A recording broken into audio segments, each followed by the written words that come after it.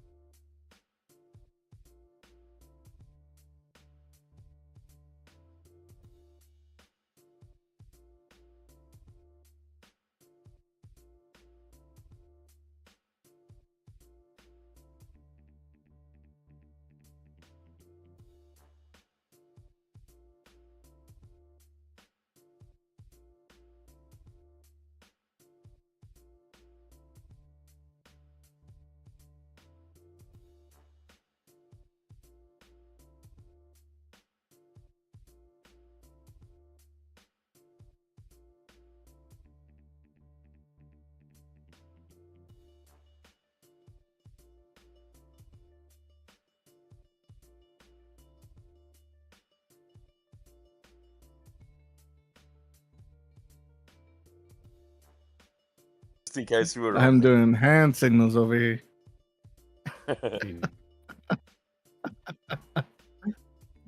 You got video. Rue the day, OBS.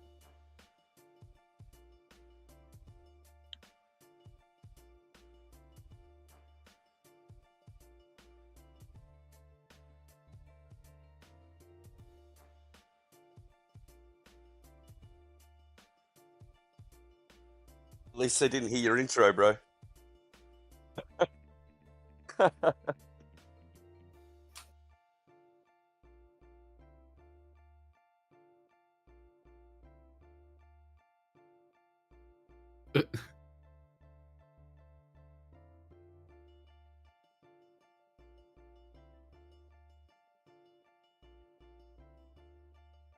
So I finally finished Assassin's Creed Mirage, and it jumped up from a 7.5 to an 8. I love that story. Now, I was speaking to a couple of people that played it as well, and it's a continuation of the Valhalla story, which I never finished, but I still loved every minute of it. You feel super powerful through that game. You know, it's no nonsense, old-fashioned Assassin's Creed, not too much filler, perfect in my opinion. And I really, really hope that they bring both versions of Assassin's Creed back, because I loved everything about that game.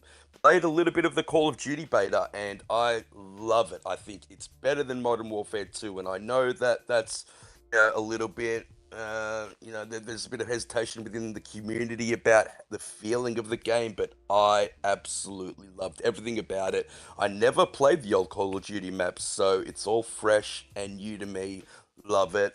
Loving Season 5 Halo. I think we had a game yesterday with Umbra, earlier, and Vinny and KY Bobby, and had a great time. I love the two new maps, Prism and Forsaken or Forbidden or whatever it's called. They're fantastic. Something with an F. Yeah. Forspoken. Yeah, All right. yeah. And I have just started Lords of the Fallen, and let me say that game is kicking my ass. Oh man. Like, that is one hell of a difficult game.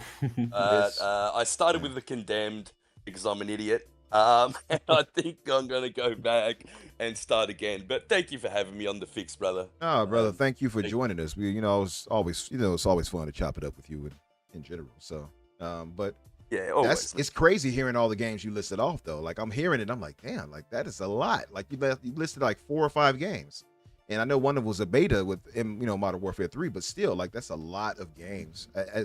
It's crazy to see how much we have, considering the drought we had last year with Xbox. You know what I mean?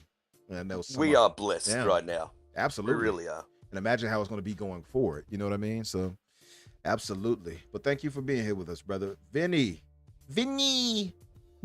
Yo, What's up with you, welcome brother? to the fix. Welcome to the fix, Vinny. Yeah, what have you been up to, brother? What have you been playing, and how's your week been going? Nothing much, man. Just playing games with y'all. Playing Halo Season 5 slaps. It's fire. Mm-hmm. Playing the new Forza. I didn't like it when it launched, and they updated the game, and all the issues aside from content they fixed. So Yeah. it's like kind of like a different game now. So You I'm know, enjoying it a lot more. with Forza you're talking about, right? Yeah, Forza Motorsport. So they updated, I saw as an update that improved the blacks and stuff like that. And The colors, yeah, yep. so it's now it's much And sharper and also everything. detail. Exactly. Yeah.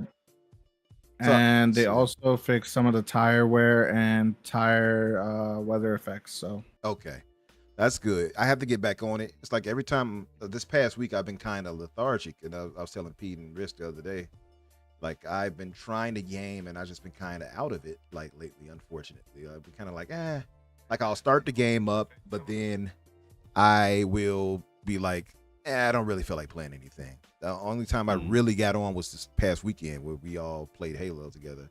But other than that, I've been kind of lackadaisical. I don't know why, but I did have a little loss in the family, and that was pointed out to me. And I was like, you might have a good point there. So, but that's cool, man. And what if you had beat? I think what was that game you were playing the other day? I saw you playing. I forgot what it was. What was that video? whatchamacallit. Yeah, that game. Yeah, whatchamacallit. What game are you talking about? Yeah. One of my favorite games of all time, whatchamacallit. Yeah, it's a great game. But it wasn't Forza, it was something else. It was a single player game you were playing. I can't remember the name of it right now. What type of game is it? Was it? No, I'm thinking Assassin's Creed, but were you playing that? No, it wasn't you. Okay, that was Pete and Risk both playing that. Okay, never mind. Yeah, it was something I thought you were playing. But as far as Forza, I do have to get back on it. As far as they go, I just been, It's actually really good. Yeah, yeah. give it a go. I gotta get a race in with you. I ran Pete off the road when we raced, and Gray Monad. Yeah, don't he was blame like, "Yeah, that man's a And cheater. Monad. He's a straight cheater." He's a Speaking of cheater. casual, and he said that my driver tar is terrible, and I said, wait till you go up against Umbras. Oh yeah, oh yeah. I'm trying to run you clean off the road. You best believe it. But yeah, shout out to the chat. Thank you all for being here. I see you all saying hi to me, so I'll just say hi to you here and keep it moving. So what's up, Gray? Brother Gray. What's up, Yo Donnie? What's up, Palpatine? What's up, Panda? How are you, love? And Truly, what did he write in there? He put Vinny. He put Vinny. KY Bob, what's up, brother? Doovie, my brother, what's up? And I'm sure. Oh, Timmy, what's up, Timmy Jr.? And yeah, Timmer. Timmer. So if anybody hasn't done so yet, please hit the like button. And last but not least, Daniel McGee. What's been up with Yo, you, what's up? Danny? What have you been playing and how's the week been? My week's been pretty okay. I don't remember if I said this last time because we took last week off, but I finished Starfield, liked it a lot. Review coming soon on that, so full thoughts on my channel in the next couple of days here. Give us a preview. What would you say your overall, if you had to give it a rating? What would you Well, rate? that's like the whole spoiler. Okay, don't spoil it. Don't spoil it. I like it a lot. I think in some ways it's the best game Bethesda has ever made, but it's just not my favorite, if that makes sense. No, I get it. Like, I think if you look at it on like a technological level and just like a lot of objective, like this looks this much better and this runs better, then like it's probably their best game, but I just don't care about it as much as the other ones, if that makes sense. No, I don't know. Is it above a 7 or below a 7? It's above a 7. It's above a 7. If it had been below, you'd have been ousted from the community. You already know that, right? Actually, I give it a 4. I hated it. Man, when Dan Stapleton. Right. Yeah. Well, all Dans have agreed that we hate these games now. Right. There was I there didn't was a think meeting. about that. It was pretty rough. There was a meeting. So He's no, one but of I moved them. on from that. One of us. All right. I moved on from that to Age of Empires 4, which was pretty short, but pretty good. I actually still think I liked the Age of Empires 2 definitive better than 4, but 4 is still pretty good. And I've started Jade Empire. I've never played Jade Empire before, but it was in, I think I don't know if it's in Game Pass or if I bought it or what, but it was in my library, so I started playing it. Okay. It might be an EA play, bro. I bought it for $2. Yeah, maybe. I don't know, because it's owned by, I think the IP might be owned by Microsoft because it wasn't exclusive. I don't know where that goes exactly. That's a good point. But either way, it's in a there. little About dated halfway now. through. It's more than a little dated. I'll say it a holds lot up of better dated. than I would have expected for like a Xbox original title. But it's definitely got some like, this is their first try at this. And it's still really good. But I'm about halfway through it right now. I'm enjoying it so far. And then actually right before the show started, I just finished Kaiju number 8, volume 8. Oh, nice. Kaiju number 8 continues. Ooh. It's so good. So good. My boy Reno getting Konnichiwa. big power-ups. That's dope. I love that series. I gotta get cannot on it, wait man. for that anime to happen. I had not started on it yet. It's so good. I actually really think you specifically would love it. I think, did I put you on it or did you put me on it? I can't remember. I put you onto it. Okay, that's what it was. I have to assume I put you onto it because you have not read it. That's true. And I have. That is true. That's fair point. Like I have it in my bookmarks and everything. I have it ready to go. But like I'm reading so many different things. You know, I'm bad at like this, right? Because I'm reading a lot of manhwa. So I'm reading the Korean version of manhwa. Well, that's hard though, because like with the manhwas, they come out usually pretty irregularly, but like a lot more often than chapters of manga usually. True. So you're just like you just constantly got something on the hook to do. Exactly. You know what I mean? So I'm binging reading all that, so I haven't had a chance to get to it. That's why I buy the volumes, because I can't be doing that every week. So I actually don't get a new volume of Kaiju number 8 except like every 3rd month is when they come out, I think. Okay. So I'm not gonna get another one of those until like I think December. Like I think it's end of December or maybe early January. It's gonna be a minute. So you get a chance to space it out a bit when it comes to that. I do, which is good because I have a bunch of different series I'm reading. So every time a new one comes, like a new issue of one that I've been reading comes out, I get to be like, oh, that's right. Oh wow. Yeah. So That's cool. But as far as gaming, what have you been up to as far as outside of beating Starfield? Anything else you've been playing? Just Jade Empire. I'm trying to finish Jade Empire before Spider-Man. I'm gonna pick up Spider-Man. I don't know, maybe tonight, maybe tomorrow. I don't know. I guess we'll see where we're at. But I'm hoping to finish Jade Empire first, just because I think I only have like 3 or 4 hours left. Like I'm definitely walking into the end game of it. Like I can feel that. That's dope, man. That's crazy. 2 super big RPGs. Well, not big, but big experiences like that. Well, Jade was probably big at the time, but it's only I think I looked up on like how long to beat, and I think it's like 17 hours, and I definitely did it faster than that. Yeah, that's I think cool. I'm like it's 6 hours. But yeah. All right, but yeah, as far as myself, man, I have been, like I said, a little bit lethargic this past week. So, but I did play Halo with Pete and the fellas and loved that. We had a good time. So some of the gameplay you're seeing on screen now. And also we did play some Dark Tide rather. Me and Pete and Vinny, you played with us too on that, didn't you? That was you, me, Pete, and Wolf. So Yeah, it's a lot of fun. yeah, actually, Dark Tide is really fun. If you all have not played that in the chat, yeah, get you some good friends to play with or whatever, the group, and it's actually really fun. I think personally, it's kind of a grind. I will say you have to earn. Yeah, the beginning kind of sucks. Yeah, but once you get past that, it's pretty fun. I couldn't help myself with the microtransactions, so I bought myself like that bundle thing for whatever $20+ or whatever it is to get the costume pack and stuff like that or whatever. You won't pay $70 for a game, but you bought microtransactions for Dark Tide. It's Really, not the bro? same. You should not hear how much I paid for Halo Infinite overtime Yeah, but microtransactions. that's Halo, bro. Oh no! That's This Halo. week, oh my gosh, horrible. Man, I have How good is the store in Halo solid. now? It's much better. Amazing. Someone much keep my better. boy away from Fortnite. Actually, He's I gonna go bought broke. Caddies Oh, because man, I don't even wanna touch I'm playing Fortnite. with Caddies and Panda. I Yeah. feel dirty buying them, but hey. Oh, you I'm bought not them? surprised, Peter. You betrayed Yeah, us. I did, man. I did, bro. Oh no! Throw them in with Truly. Right, threw them in the dumpster. Oh yeah, but no, yeah, man. Like I paid for Halo Infinite. I'm not even playing this off Game Pass. I bought Halo Infinite, and I'm still buying microtransactions. If I looked at it seriously and actually calculated it, I probably Be spent like that. at least $200 at the very least on microtransactions just from getting fits and the battle passes and stuff like that up to this point. I would imagine They really got us with the armor coatings too. they did. Beauty bastards. Yeah, I'm not appreciating how they did that, but yeah, yep. But I'll buy it anyways. right. But beside that, moving on to the news roundup. Danny, what do we have in the news this week on past week? Yes. Yeah, so I got kind of a big one to start off with, but PlayStation announced the PS5 Slim. It looks largely the same, just smaller, although apparently still larger than the Series X by a couple inches, which is weird.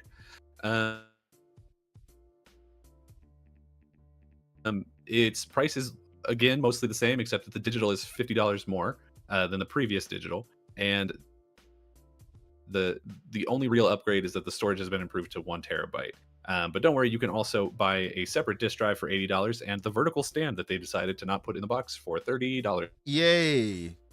What a value to us. Yeah, I don't know. I texted a friend of mine because he was waiting for Spider-Man to buy a PS5, and I was like, you should buy your PS5 real soon because they are not getting better. They are, in fact, actively getting worse. Yeah. Because it's just like, first they take out the like chunks of the heat sink, so it's like overheating, meaning that it'll probably last less, like a shorter amount of time. Like its lifespan will literally just get shorter. Then we're hearing about all these new games coming out and literally melting them, like Final Fantasy 16 did. And now they can't even give you the damn stand for it. I don't know what the hell's going on over there, but I don't like it. Yeah. What are you guys' thoughts about this new PS5 here? What are your feelings on that? You guys getting that, Vinny? I think it's everything the payers deserve. I mean, the players. Yeah, it said for the payers. I find it ridiculous that you had to Yeah. pay for that stand separately like that. I think that's pretty damn stupid. Especially, that's like a downgrade. It is. Like the stand that came with the PS5 does both. So why are we paying for one or the other? It shows how hot PlayStation went into this generation. They didn't know if their heatsink was going to work. They were apprehensive about the liquid metal. They've raised the price, 3 years into the generation. The whole thing is a joke, if you ask me. Mhm. I agree. Furthermore than that, you'd have to wonder. I'm like this with it, because it's saying it's the same price. It's actually more once you factor in the stand and everything as the PS5 with the disc drive, right? You factor that in the price, and I'm wondering how is it going to work when they bring out the Pro? That Pro is going to probably cost like When? $650, right? Something like that. Did you just say when? Yeah. Bro. Oh, no, when, Pete. Don't worry. We will be taking your knees. Don't you dare worry yourself. See, Pete, by the way, chat, Pete does not believe that, as my uncle would say, that fat meat is greasy. He doesn't believe that, he doesn't see the forest for the trees. So he doesn't think it's going to happen that it's going to get a pro model for the PlayStation 5. So, me and him and Risk have made a kind wager where we'll gladly decapitate his kneecaps from his body, his person, if he's wrong. I don't even know how you got in this bet, because it was a bet between me and Risket, and you just dived in there, bro. Listen, I like sure winners, and I was like, yeah, let me get in on this. I could use a kneecap next to Risket's and put it on the wall. I still have his hanging up, so I got to, But yeah. Yes, that's true. I've got his as well, bro. Yeah. Right, you do have one of them. So he definitely wants revenge on you. But yeah, no, I just find it. My thinking goes to, if the pricing for this is like this, the Pro is going to be crazy expensive. But then you're kind of hearing rumors out there for the specs for the Pro. I don't know if you all have seen that, but I was listening to our brothers Box and Wandering Dutch earlier, and they were speaking on it, and they were saying, or at least Dutch was pointing out, that he doesn't think it's enough of an upgrade. Yeah, it's not. Yeah, it's not. So I'm wondering about that, and I wonder too. Then would it come down to the fact, like, maybe that they might see it themselves and save Pete's knees by canceling the Pro and just giving a stronger PS6. So, yeah. But yeah, I mean, when do you think this generation's going to end? I mean, I don't personally see it ending till 2028, just because of COVID and the lack of games that they've got at the moment. I mean, if you look at what PlayStation's got going forward, they've got Spider-Man, and they're not a hell of a lot else. Well, the only thing they got left after that is what? Ferenine that we know of. Ferenine. Yeah, and that's Helldivers Insomniac 2. again, man. Like, Insomniac, they're living off Insomniac. Oh yeah, feasting. They put out 3 games in 3 years. Yeah, that's insane. We got to give them credit for that, and quality games at that. Like, I will say, I think I'm in line with you with that, Pete. I don't think this gen will end until at least 2028. I feel like honestly, it feels like we just got started, even though I know we're only like 3 years in, but it feels like we just got started, really. Like, things are starting to roll out like we expected them to. So for me, I feel 2028 is for Xbox. Yeah, we're true. I think Xbox might start their gen sooner than PlayStation, actually. You think so? Yeah. It's a big call, Vinny. Why'd you say that, bro? Mainly just because of the Series S. They have like if you look at the time span for this generation for the Series S, it's not looking super good, especially if the developers aren't optimizing for the Series S. And I can definitely see Xbox just moving on in like 2027 and just make one model or one SKU so that they can be ahead of PlayStation, not only with like Game Pass and whatnot, but with the next gen console. I think they're going to continue to make 2 SKUs. I think the Series S has been a blessing to the people that just don't have enough money. The X is an expensive console. It's $750 in Australia. A lot more than what consoles generally worth. So, yeah, it'll be interesting to see which way they go. But I will say that does make some sense when you really think about it, though, because Microsoft was they were the first out of the gate for the 360, right? If I'm not mistaken. Didn't they try to put that out before the PS3? They did, and they got a year ahead, and I think they sold, 8 million consoles before the PS3 eventually came out, and it went a long way for them winning the generation. Absolutely. Getting all those exclusivity deals. And some people will argue, well, PlayStation caught up at the end. Yeah, but Microsoft wasn't producing any consoles anymore. You got to remember too that Xbox is in less regions than PlayStation as well. True, that is true. Like back then. That's a good point. So I mean, if you look at that time frame, what are we thinking? Elder Scrolls and a new console at the same time? That is huge. Yeah, that was insane. If Elder Scrolls was crazy. If that's a launch title for the next Xbox, that would be crazy. I don't think you can ask for a bigger, drop as an exclusive than that. Yeah, personally, I think honestly, if it's ready before launch, they'll probably hold off on it until the launch of the next gen console, just to give it more polish, just to make sure that's a banger. Yeah, yeah, definitely. But what else do we have in the news, Danny? Well, we got kind of an interesting one. where Disney might be looking to buy EA, according to some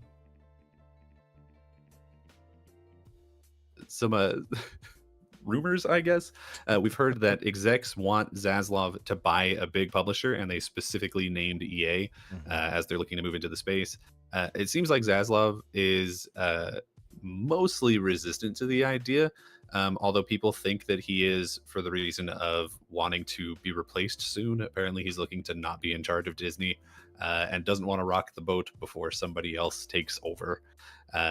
But it's just another point in favor of the fact that, hey, there are really big companies in this world who are starting to figure out how much money video games make and are going to come in and start buying stuff up, whether we want them to or not. Yep. So like that brings an interesting thought, right? Because one of the thoughts were, and I know it's probably wishful thinking on our Xbox side of things, but some people were thinking like Sony would get bought out by like Apple, for instance. Right?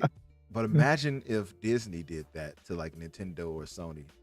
How crazy would that be? And think of the synergy of, and it would make Disney. Sense too. Yeah. That's the thing. Think of that synergy between either one of them, but more so even with Nintendo and Disney. Like that would be crazy synergy, I would think. It would. Disney's bleeding money at the moment. They still have to buy out the rest of Hulu, which I think is around the, I'm not sure if it's 10 or 30 billion dollars. They're losing, $1 billion a quarter. Their streaming service is losing subscribers and has upped the price. There is no way that Disney's buying EA. Yeah. No, I think that's so they are losing money. Well, sorry, they're not losing money. They're just making less money than they were before, to be clear. It's a situation where I think that the fact that they are making less money implies that they will be looking for new ways to monetize in video to do that. Because we know that video games make money. We know what the market looks like on that. So honestly, if anything, I think that it's going to make them more desirant to move into other sort of territories. And we're going to start seeing them close off some stuff. Because here's the thing, right? Like, we hear about Disney making less money and like, oh, certain things aren't working out for them. They're still Disney. You know what I mean? Yeah. Like, if Apple comes out and they're like, oh, hey, the new phone didn't do so good, it's like, that's fine, we'll get them next time. Like, they're fine. Like, there's no problem. Yeah, Disney survives off the back of their theme parks, and their theme parks have become so expensive that families generally aren't going there as much. Look, I mean, I get what you're saying, but they just closed off the studio, I think, in Singapore. They definitely are pulling back on a lot of the things they're doing, and I don't know, that's a big acquisition. I mean, that's not small. It's a big acquisition if you're not Disney. Right. Yeah. Well, you know what I mean? Like, they just bought Fox the other year. Which was like one of the most, like, this might be a monopoly sort of purchases of all time, and that yet no one really batted an eye at it. That was a monopoly. That is definitely a monopoly. Disney can do literally whatever they want. I mean, it'd be cool to see. They could start using their Star Wars IPs exclusively. They could start, using their Marvel IPs, like, so the games that they have in their portfolio would be amazing. Yeah, I mean, that's the thing, right? That's why I think they would be a really good. I mean, for the record, I don't really want them buying anything in gaming because I don't really trust them too much with their business ventures. Yes, but I do think that they would work really well in like a EA or Ubisoft sort of situation where, Disney's big problem is they've got a shed load of IP and not a whole lot of places to use it. Whereas Ubisoft's big problem is they're like, oh, we keep trying these new IPs and none of them are taking off. So I guess make the 400th Assassin's Creed or whatever. So I don't know, man. I think that I think it makes a lot of sense. Yeah. Unfortunately. No, I get it. I feel like, especially again, like synergy wise, if they mix with, like, I'm throwing it out there, even though that's not what they stated, but like something like a Nintendo, I think would work wonders with Disney. It just seems like that's a perfect match almost to me.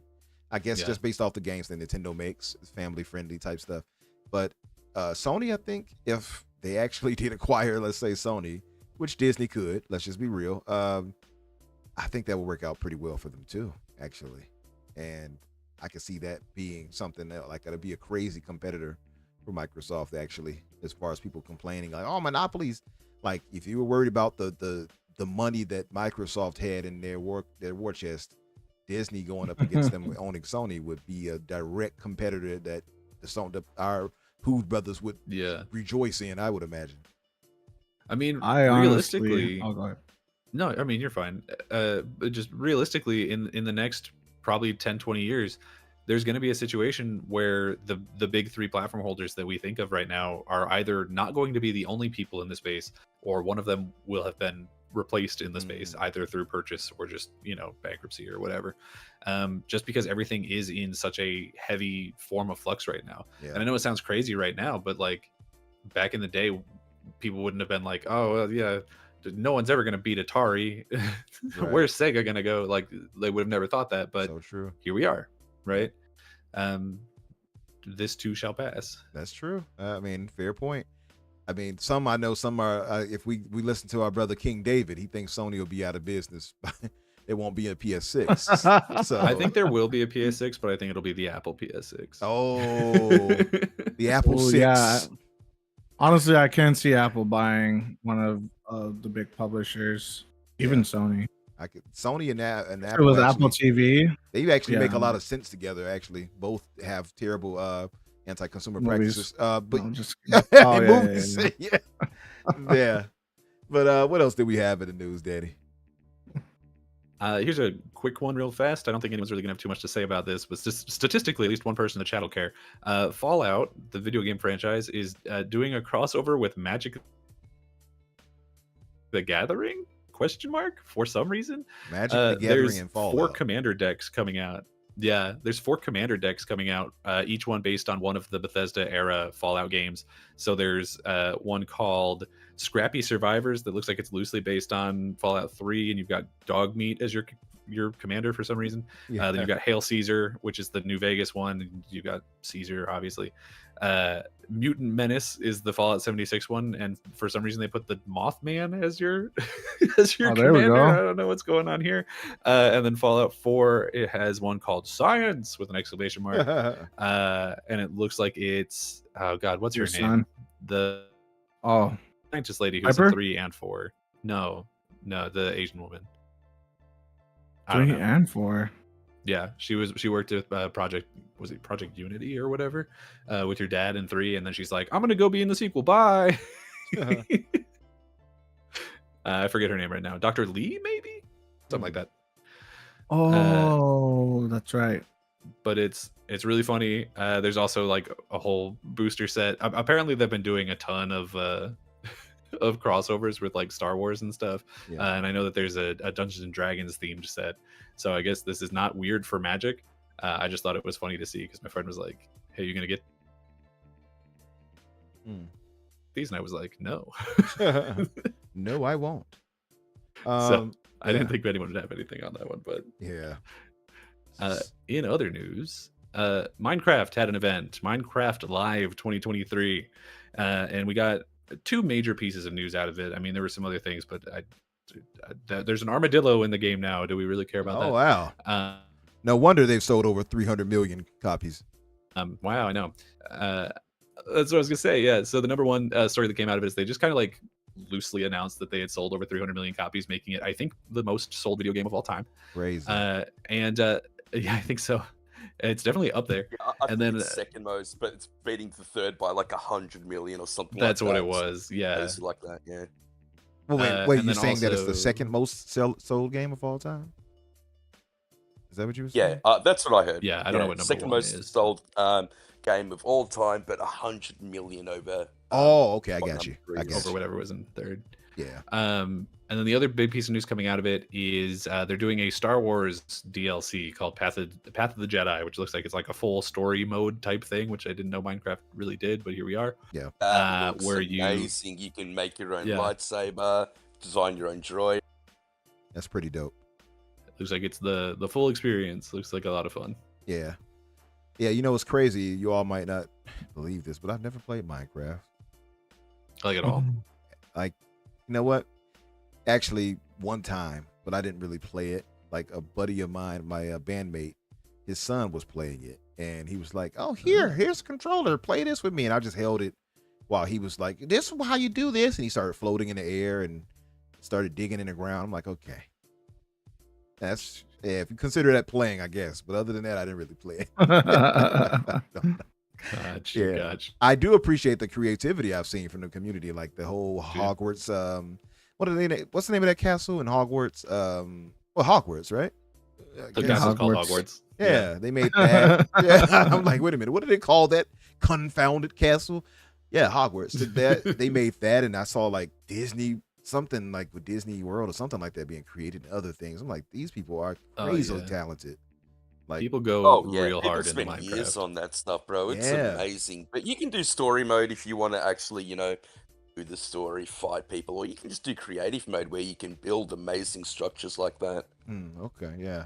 I've seen some stuff. I just, I feel like if you play that, it's one of those things that's kind of like an MMO for me. Like, you got to stay dedicated to it. Like, I don't think I would want to stay dedicated to doing that all the time because I want to play something else, and we got too much to play. So, yeah.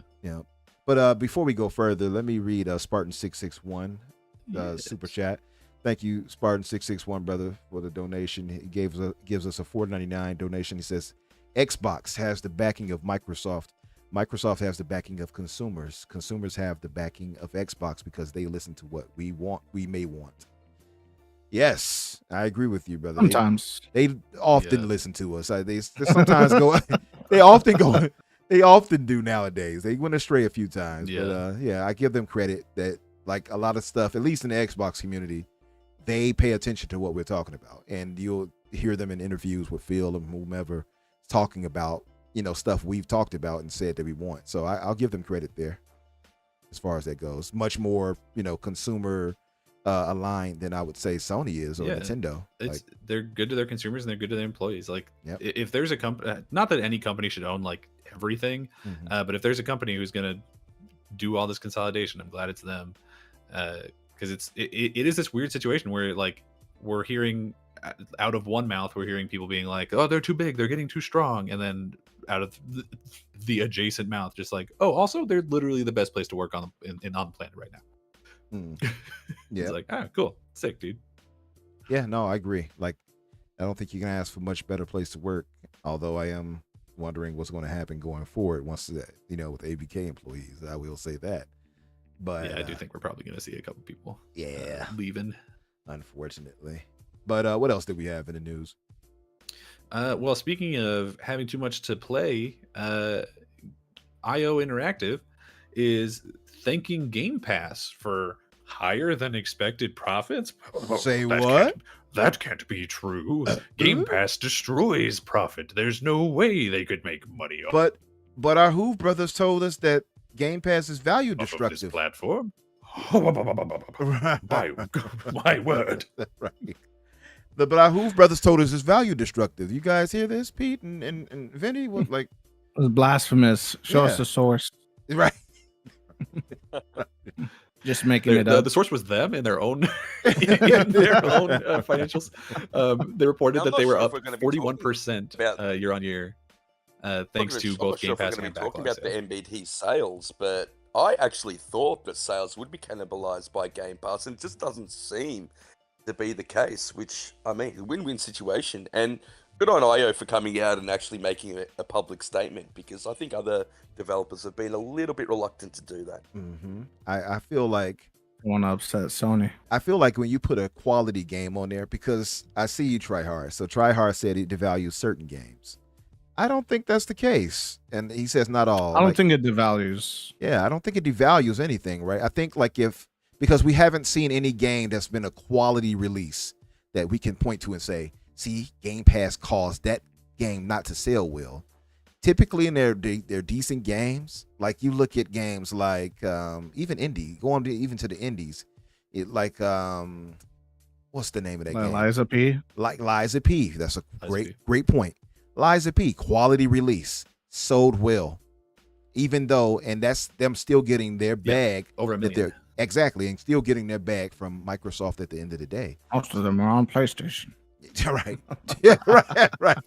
Honestly, Right. it's not impossible that the majority of the sales would be on PlayStation, because Yeah, that's one of the makes reasons that sense. people put their things in Game Pass, is because it's a really great advertising tool. And so when you hear like Liza P got a lot more just conversation because it was in Game Pass, people were playing it, and so I bet people on other platforms were like, I should get in on this. This sounds good. And it's like, I don't even think it was full price. I want to say it was like 40 or something. So it's not even insane to. Game Pass is literally good for every aspect of this industry, is what I'm trying to say. Like, they get their bank because people subscribe to Game Pass, and then other people and other platforms also see more sales because more people hear about these games and then they buy it over there because that's where they are. Agreed. It's like, I just don't understand any argument about like, and Game Pass is destroying everything. And then when you look at the stuff, because we saw these behind the scenes documents, and so we've seen how much it costs and how they, like, some of them were undervalued, like BG3, of course, but because they thought it'd be $5 million to get them, and but look what BG3 has done. But you can look at some of the games and you're like, wait a minute, hundreds of millions to keep that game into the service for like a month. So some of these games, they're making money hand over fist being brought into the service. So they're not losing out, I don't think, at the end of the day. Like, you could say, well, they lost out on this sale, but they really didn't at the end of the day, because Microsoft gave them like that back cover. You know what I mean? That's the way I look at it, at least. But I will give them credit on. Outriders is another example, but I'll say this and I'll let you go, Pete. Like, he said, I'd be uncomfortable with a big game like Red Dead Redemption 2. That I can kind of see, right? Because that's such a major franchise. Now, I can kind of see it only because, you can sell so much of that. However, for them to even get a game like Red Dead Redemption, let's say 3, into the service, pay them so much. Can you imagine? Exactly. They'd be paying them close to $1 billion. Exactly. They wouldn't. It wouldn't come cheap. So they were going to get their money one way or another. And Rockstar, they're not idiots. They know how much their games are worth. Well, exactly. Well, and we know from those same court documents that you referenced that, those numbers that we had were from a time when they were really low on games, and so they were like, we're going to shore up our defenses by buying a bunch of these games, day one releases into Game Pass. And we saw that they're really frugal about that, because even in a year where they didn't have basically anything coming out first party wise, they still didn't buy the overwhelming majority of those to go into Game Pass because the pricing just didn't make sense. Right. So there's this other side of the argument against Game Pass where they're like, oh, it's losing all this money. And it's like, no, they're actually being really frugal about it. It doesn't feel like it because we're getting new games every week, but they're really putting a lot of, they're putting a lot of thought and like business, acuity into what they're actually choosing to put into the service and what they are not. No, 100%. I agree. And look, we're seeing like big games like Dead Space just got put in Game Pass this week. So 6 months old game, still a big AAA game, but they would have had to pay less because it's coming to the service a little bit later. They would have already got sales from the game when it first came out, and then this just puts it into the public sphere more, gets talked about more. The people that missed out on it get to play it more. Word of mouth gets around, and then more people will buy the game. So Absolutely. I love how Microsoft have been really smart about what games they're putting in there. I agree. Their entire catalog, as far, what do they call that, guys? It's a name for that. I'm forgetting at the library. Moment. It was the library, but like how they cater to putting a certain playlist together. What do they call that? It's a name for it. I cannot think at the moment. But how they put together the games that will be dropping here and there, like to diversify, the Game Pass and things of that nature. Because you look at coming soon or what? Well, the portfolio. Yeah, I guess I'll just go with portfolio for now. It's another name, but I cannot get it in my head at the moment. But like the way they've been balancing that out, I think has been pretty solid overall. And like you got Dead Space, like people was talking about, that's dropping soon. And what a perfect time for the holiday season and month, right? So like that, it matches up. It's in sync with everything like that too. And it's a quality game, as we know, if those who have played it. Like I own it, so, but I haven't beat it, by the way, so I got to get back to that. But like that's a quality thing to have. Then you got EA Play straight into the ultimate tier of Game Pass. It's just a W all around, personally. Curate, thank you, Yodani, and Leonard. Gotcha. That's it. Curate it. That makes sense. That's what I was trying to get to. Thank you, guys. I'll read this before I let you go to the next one. Voidlock, thank you for being here with us, brother. Gave a generous $2 donation. Had to be like boom. Minecraft is number 1 with 300K. GTA 5 second with 185K. I think he means M. You mean M, Voidlock? I think you mean M. He means million, yeah. Yeah, and he said 520K with million again for Tetris. Yeah, impressive. I forgot about Tetris. Yeah, Tetris makes sense. Yeah, forgot all about that. Yeah, it's been re-released like 1,000 times, so that exactly. Makes sense. Yeah, I expect Pac-Man to be next to it if that's the case. So yeah, maybe I can see that. Yeah, but what else did we have in the news, brother? This one's from last week, so maybe we'll try to get through it a little bit faster. But Redfall got a big update. The big takeaways are it's 60 FPS now. They added stealth takedowns. The AI is improved, and there's more enemies on the streets. So it's apparently a much more fun game to play now. Although really my biggest problem with it was the story, and that's not going to get patched. So yeah. That's my biggest thing, too. It's still a really fun game. It feels solid, looks beautiful. There's a lot more, enemies when you're going from mission to mission, and it's co-op. I've had a great week time playing it this week. You played the updated version now, right, Pete? I did, yeah, a couple of times, bro. So, and with a couple of different people, and yeah, I just really thoroughly enjoying that game. I get what you're saying, Daniel. Like the story's terrible. The way it's told is just there's those like weird cutscenes where they do it in like the comic book sort of way, and it just didn't do it for me. I never really had too much problem with the shooting of it. Like people, the 30 frames was not what I wanted, but it didn't bother me that much. No, so I'm glad that they kept the promise of fixing the problems that it had. I think that's really commendable for them. I just don't know that this is going to like turn people around on the game. That's where I stand with it. Yeah, the problem I see going forward with this game is because it was meant to be a live service game, it's fixed now, but there's no content that's going to be coming. And so once you're pretty much done with the game, you're done with the game. But I would just tell everybody, download the game. It's free on Game Pass. It's a lot of fun.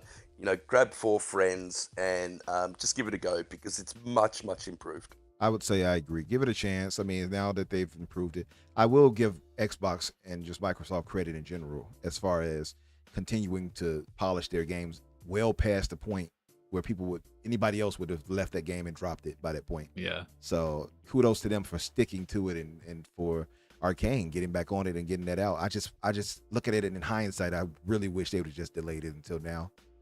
I think, still would have probably scored like a point more because of the story, how it's put out there and things. But I think it would have just been better received, that they got this patch out this fast. It's like, damn, you all could have just delayed it for 4, 5, or 6 months and had a better, game at launch. But it is what it is. I just feel like those who left might not come back and give it another chance, but we'll see. But the story thing is my biggest point too. Delay that game is beyond me, bro. Yep. And they could have released it in time for Halloween. Perfect time to launch the game. It would have been great. I get that Microsoft had nothing coming out back then, but a bad game is always going to be a bad game.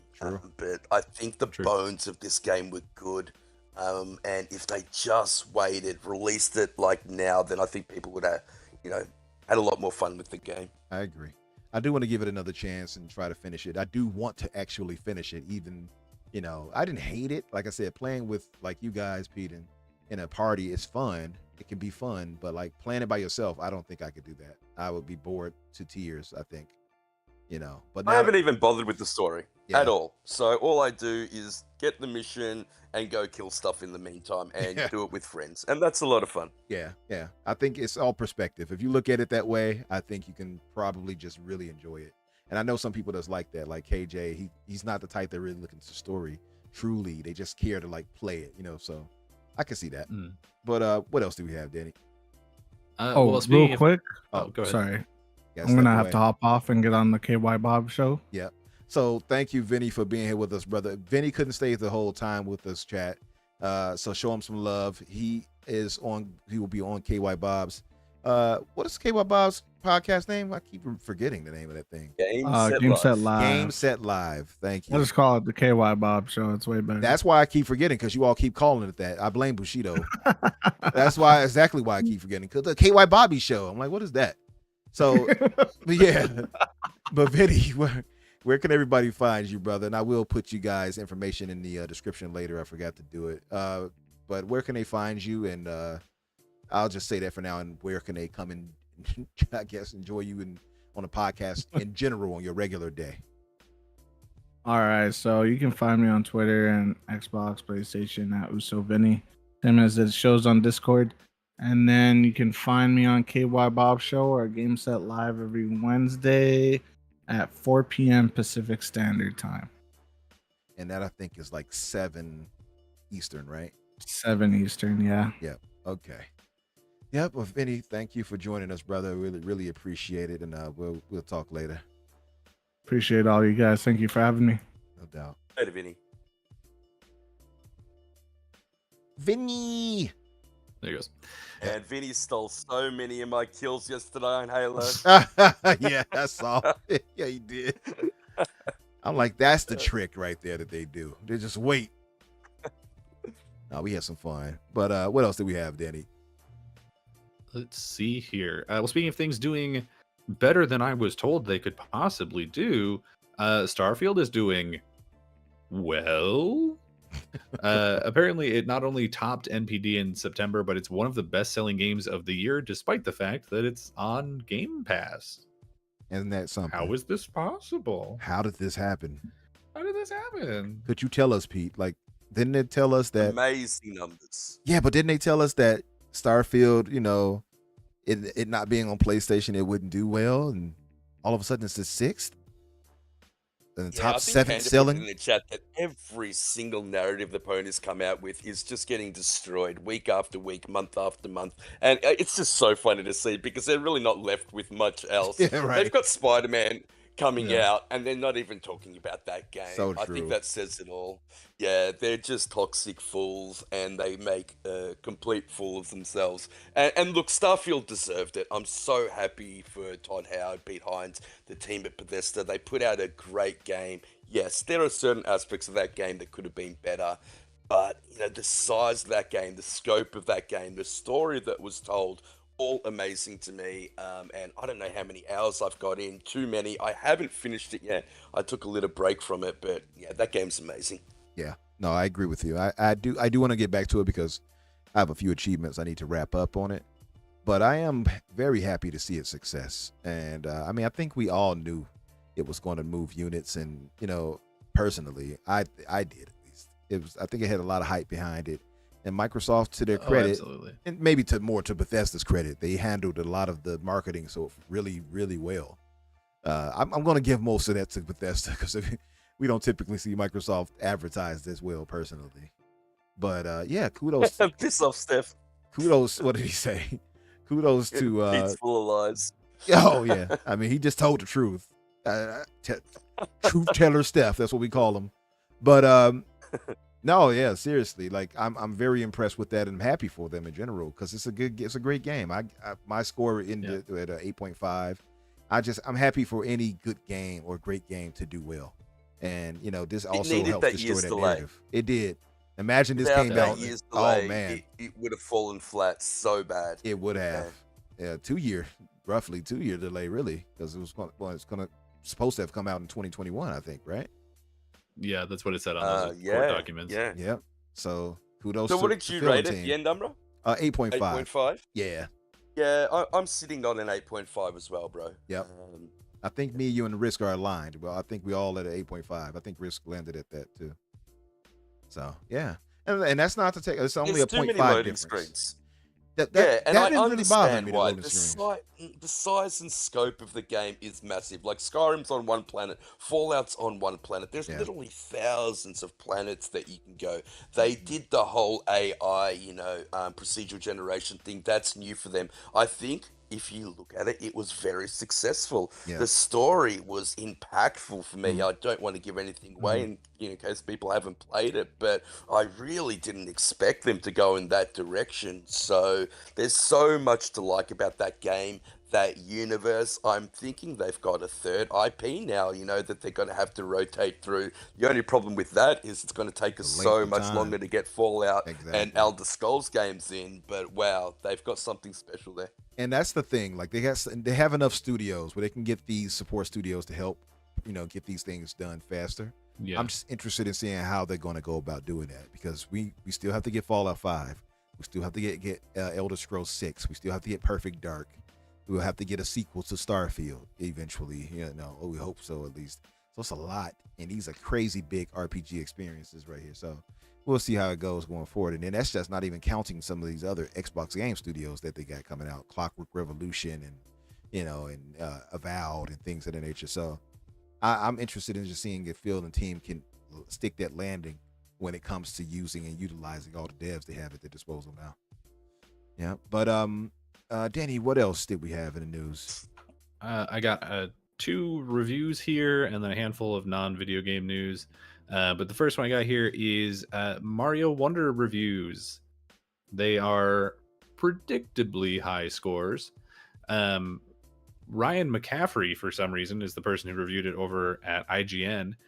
He gives it a 9 and says, Super Mario Bros. Wonder looks and plays like the true next step for 2D Mario platformers. Wonder effects change each stage in both surprising and delightful ways. The Flower Kingdom makes for a vibrant and refreshing change of pace, and Elephant Mario steals the show. Asif Khan from Shaq News gives it a 10 and says, Super Mario Bros. Wonder is in what has been an amazing year for Nintendo's iconic mascot. The game offers the right amount of challenge while remaining accessible to a wide cross-section of players. It can be enjoyed as a single player and also as something to be broken out in a party atmosphere. At its core, Super Mario Bros. Wonder is a fun and fantastic escape from reality that will leave players smiling for years to come. And the last one I pulled here is from Jess Lee from Digital Spy, who gives it a 7 and says, it is a game that tries to evoke the feeling of discovery at every possible turn, but in doing so, loses the element of wonder fairly quickly. Instead, Wonder's strongest moments are when it takes a breath, taking the time to set the scene while letting the platforming do the talking. So it's doing very well, both in terms of sales, I'm sure, but also in terms of review scores. I don't really understand it myself personally. I feel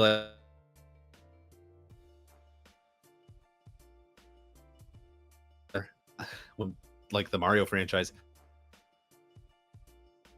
I just always think of like, man, these games just do not look like they have improved or changed or really gone anywhere in the last 20 years. Like I look at Super Mario Wonder and I'm like, this looks like it could and probably should run on a phone. And that's just sort of where I'm at emotionally with it. I think that because I wasn't indoctrinated into sort of the Mario franchise at a young age, I just cannot bring myself to care about it at all. So, I get it. At least you don't feel as strongly sort of negatively about it as you do like Zelda. So. No, I hate this more than Zelda. Like, oh, do you? Yeah, I like a lot because Zelda's at least trying to do new things and like be a new game. Yeah. And this one's like, shit, dude, I don't know, make him an elephant. It's still hard to do a good platforming game. Like I look at Ori, I look at Rayman Legends, both that did fantastic. But Mario does have that nostalgia for me. Yeah. I've still got my, my Mario 3, 1, 2, and 3 bundle with my Super Nintendo. And look, Nintendo first-party IPs are always going to do well. You add Mario name to that, it's going to sell out the door. And I think they're just giving people what they want. Yeah, it's a little bit dated, but that gameplay loop will always be great. Yeah. No, like I do agree with you though, Danny. Like I looked at it and I'm going to play it on my ROG Ally, by the way. So I'm just going to be straightforward. What did he say? What did he say? That's impossible. Now I'm going to buy it and put my file on the ROG. So I'm going to do it. Yeah, of course. Yes, yeah, that's it. No pirating for me. Anyway, so Yarg, mateys. But I'm going to play that though. But it does look like something that could be played on the Android or a handheld. It does. It looks like it should be played on a phone. I don't want, like, I'm never going to be that person who I'm going to like try and take fun away from people. Like, people clearly love the Mario franchise and like are loving this game, and Godspeed to them. I look at it and I'm just like, I don't get it. I just don't get it. I don't know why. McDaniel, did you play Vampire Survivors, bro? That game can be played on the phone. Is on the phone. Yeah, and I also didn't like Vampire Survivors. Oh, see, I Like, didn't. I don't know. I didn't care for Vampire Survivors that much either. Like I tried, but it's one of those what they call the auto playing games. What do they call those? It really does feel like once you get to a certain point, you can just put your phone down. Yeah, And just be like, there you I've go. seen people put their phone down. Like literally, they filmed it, and I'm like, nah. Yeah. Blasphemy. Did you hear? I couldn't. Because I know you walked away for a second. Did you hear that the person who reviewed Super Mario Wonder for IGN was Ryan McCaffrey? Was it? Ryan McCaffrey. Yeah, they have a Wow. Nintendo podcast and like Nintendo people, but Ryan McCaffrey was the guy who reviewed Super Mario Of Wonder. all people, I so don't know, I guess they'll he let had a him day do off or that. something. So they'll let him do that, but not Starfield's review. That's weird. But not Starfield. No, it's got to be Dan for that. Yeah. But Ryan was really busy not playing Starfield. He had a lot of free time from that, so he got to do Mario instead. Wow. Yeah, Yeah. I don't know. I don't understand how things work over there. I don't Presumably either. not well. All right. I will say, like, it scored about what I expected it in the 90s. Oh, yeah. Yeah. Probably a little higher than I figured maybe an 88 to a 90, but like I'm not surprised. I'm not like, oh wow. Like I no, expected this. Is If this I a see- Game of the Year contender now? Like, yeah, it'll be 93 is nominated. a I pretty hell much of a guarantee it. score. I mean, you have to understand, like, the people who are putting these votes in on Metacritic, like, they're the same people who are voting for the Game of the Year awards, right? So theoretically, unless it's a Forza game, the highest rated games of the year should be the ones that are most likely to be nominated, and this is high up on that list.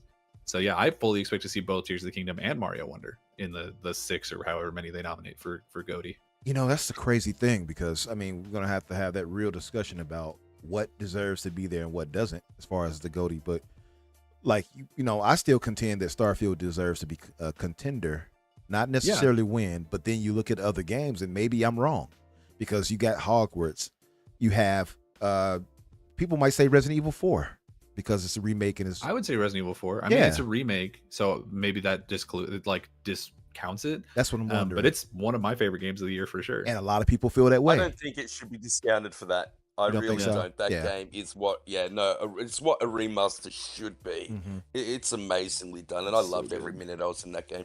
Did you do the DLC yet? The Separate Ways? I haven't. The Ada It's Wong so DLC. good. So good. Risket said he played it, and look, man, you're playing Ada Wong for 6 hours, so Yeah. Well, and they added in He a was lot of looking the at those content cheeks. that- That's what he was doing. Hey. A lot of the content that wasn't in the remake was added in that DLC. So like the trolley sequence and one of the boss fights that was missing, all of that is in that DLC now. Oh, nice. And honestly, it works a lot better narratively that way than it did in the original game. So I love it. I deserved regretfully am behind Resident Evil games as well. Like I own 7, I own 8, I own what was the other one? I own 6. 6 was trash, but You own 2 and 3, I'm Six pretty is not sure, good. don't you? I'm pretty sure you got those as well. oh yeah, 2 and 3. I own all of those. Have not played them. You should definitely do the 2, 3, and 4 remakes. Those would be, I think, the ones that are gonna most appeal to you. Yeah, Because I know you don't like the first person ones. So 7 and 8 are out. yeah. 2 is amazing. It's just such a great game. 3, I didn't really jive with as much and never Yeah, finished it. I agree. Yeah, exactly. Then you got games like we might forget, Hi-Fi Rush. Thank you, Assassin. Absolutely. And Try Hard, you might be right. Spider-Man 2 is likely going to get a nod. So, Spider-Man 2 almost certainly. yeah. I mean, I've got the reviews here now if you want to talk about those. Absolutely. That was Perfect actually the next thing transition. on the story. Yeah. There you go. Is Spider-Man 2 reviews also in, and they're also predictably high. I think pretty much everyone was like, yeah, this is going to be a good game. Simon Cardy from IGN gives it an 8 and says, Marvel Spider-Man 2 delivers Insomniac's best tale yet, and despite its open world falling short, it is reliably fun superhero power trip. The part that he said with the open world falling short, I want to know what that was, so I pulled it, and I figured maybe you guys would want to know too. He says, the part that feels like it actually needed a radical rethinking is the open world of New York City, which has been made bigger but not better, with an exhausting checklist of mostly repetitive side activities. But he still gave it an 8, so he still likes it. Patrick Dane from Dextro gives it an 8 and says, when Insomniac taps into the heart of its subject matter, be that Peter or Miles, it's glorious. Being a friendly neighborhood Spider-Man is compelling. You're equally important saving the world or helping somebody cross the street. A dichotomy this game understands beautifully. That's why it's a shame the main narrative gets tangled in its own web of disparate elements falling just shy of greatness. And then Keenan McCall from Twinfinite gives it a 5 out of 5 and says, Marvel Spider-Man 2 is exactly what fans could have hoped for. It brings the trilogy of PlayStation titles home perfectly and provides an experience any fan of the Spider-Man property will walk away from satisfied. Don't miss out on what could very well be one of the best games of the year and one of Insomniac's best games to date. Basically, because I read through a bunch of these just trying to figure it out for myself, it seems like in general people love pretty much everything about this game, specifically the things that get pointed out over and over again is they love the opening sequence, they love the way the game looks, and they love the evolution of the traversal. Apparently the wingsuit and like being able to glide on water is really cool, but the majority of people seem to not really care for the new character models. Apparently character models are just not great, and they think the open world is a little repetitive are the two main takeaways, and then it seems like the story is kind of just hit and miss with certain people. But yeah, I mean, it's doing very well. I think it's at like a 91 on Metacritic right now. Even people who are like, yeah, I didn't really vibe with this story, still gave it like an 8. So it's a good game is a good game, I guess. From what I saw, like with the traversal and everything like that, I mean, it looks, as crazy as it is to say, it looks improved. Like one of my only gripes I had with their game so far, from Miles to Spider-Man, the first Spider-Man game, is like they only shoot the web with one hand. It's like Spider-Man uses both. It's a nitpick, right? It's like, why don't you have a swing with both? Maybe you can put one to the left trigger and one to the right trigger or something, and you can do like interesting things with it through that. You gotta keep one free for your coffee. Yeah, right. Right. But other than that, like I've seen some cutscenes I didn't mean to see on Twitter, and I was like, oh damn. Like some of these boss fights, I was like, okay. I'm going to enjoy the hell out of this game. I'm going to tell you that right now. Yeah. Well, they did spoil. Yeah. They spoiled something in the release trailer. I don't know if I should say it, but they spoiled a boss who's in it who I didn't think was going to be in it, or they hadn't, I don't think, said was going to be in it before that trailer. And just like, here he is, and here's the boss fight. And I was like, cool, dude, thanks. Okay, yeah. I think I might have an idea, but I won't say it either. A certain big man. Yeah, exactly what I thought. But yeah, so that was really disappointing to see that in the trailer. But regardless, really the only worry that I have going into it, because of course I haven't played it yet, I'm not fancy enough to get a review code, is not yet, any day now. But the thing that had me concerned is because Insomniac has been sort of busting their balls for the last 6 years or however many long getting these games out, I did worry that this wouldn't feel like enough of an evolution, just because like they're putting out a game every year. Like I don't know how much they're going to be able to adapt and change the way that this world feels, and like how much like attention to detail they're going to be able to put into the side content of this game. Like I'm sure the main story is fine, but the side content specifically of this game, just because it's like, how much of this can we just drag and drop over because PlayStation needs a game this year because they have nothing else. You know what I mean? So that was my concern. And it seems like, I mean, people are still giving it an 8, but it does seem like one of the major takeaways is that open world section still feels very similar and very repetitive. And I wonder if like this game could have been even better if it wasn't shackled, sort of the only thing that they have coming out. How Insomniac have been able to put out the amount of games that they've been able to put out at the quality that they've been able to put out is kind of beyond me. They are one hell of a studio. Sony are surviving on the back of them, and I think you and me, Umbra, always said that Spider-Man was going to be an amazing game. Insomniac. And even if it is very, very similar to both Miles Morales and 1, there's still an amazing game there. I mean, those two games are fantastic. The only problem is Spider-Man's just a terrible... Hey! You watch your tongue. Other than that... This could so easily be the worst of the Insomniac Spider-Man games and still be a great game. Yep. Right. So anything that I say, I'm not saying to like detract from, like, I'm not trying to say the game's going to be bad. I'm just saying I do think that the game probably could have been better if they didn't have to get something out. I'll give you one. I think you make a great point there, but I'll give you one thing I know would have pushed this game into masterpiece area, like territory, right? Because it's already at a 9, it's at a 91 overall. If they would have been smart enough, and this would have created so much more longevity for this game, and I don't get why they didn't do this. You have 2 Spider-Men running around. You're likely going to have Gwen Stacy in there at some point, Spider-Gwen. Why don't you have multiplayer? Like, imagine 2 players roaming around. You got your own screen, online. You playing as Pete. The other one is playing as Miles or whomever, or Gwen, let's say. Or they can do like the multiverse thing and bring in all the manual, like the other Miguel and whatever other Spider-Man people, and Spider Ham and such. You know what I mean?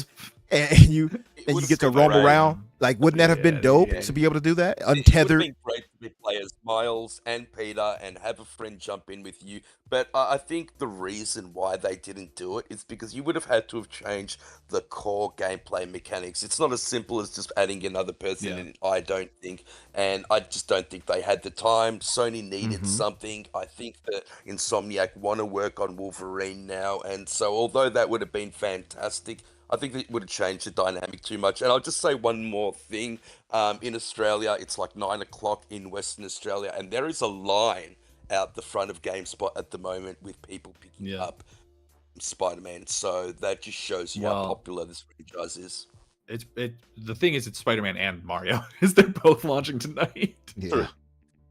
What a crazy month right here, by the way. But yeah, but I think I agree with you guys. GameStop is just living. But I agree with you guys. Like, the time, they didn't have enough time. I agree with you both on that. Like, but if they've been given or had the time to really kind of go and evolve the formula of what they're doing, having co-op, I think, would have pushed this game that more further up.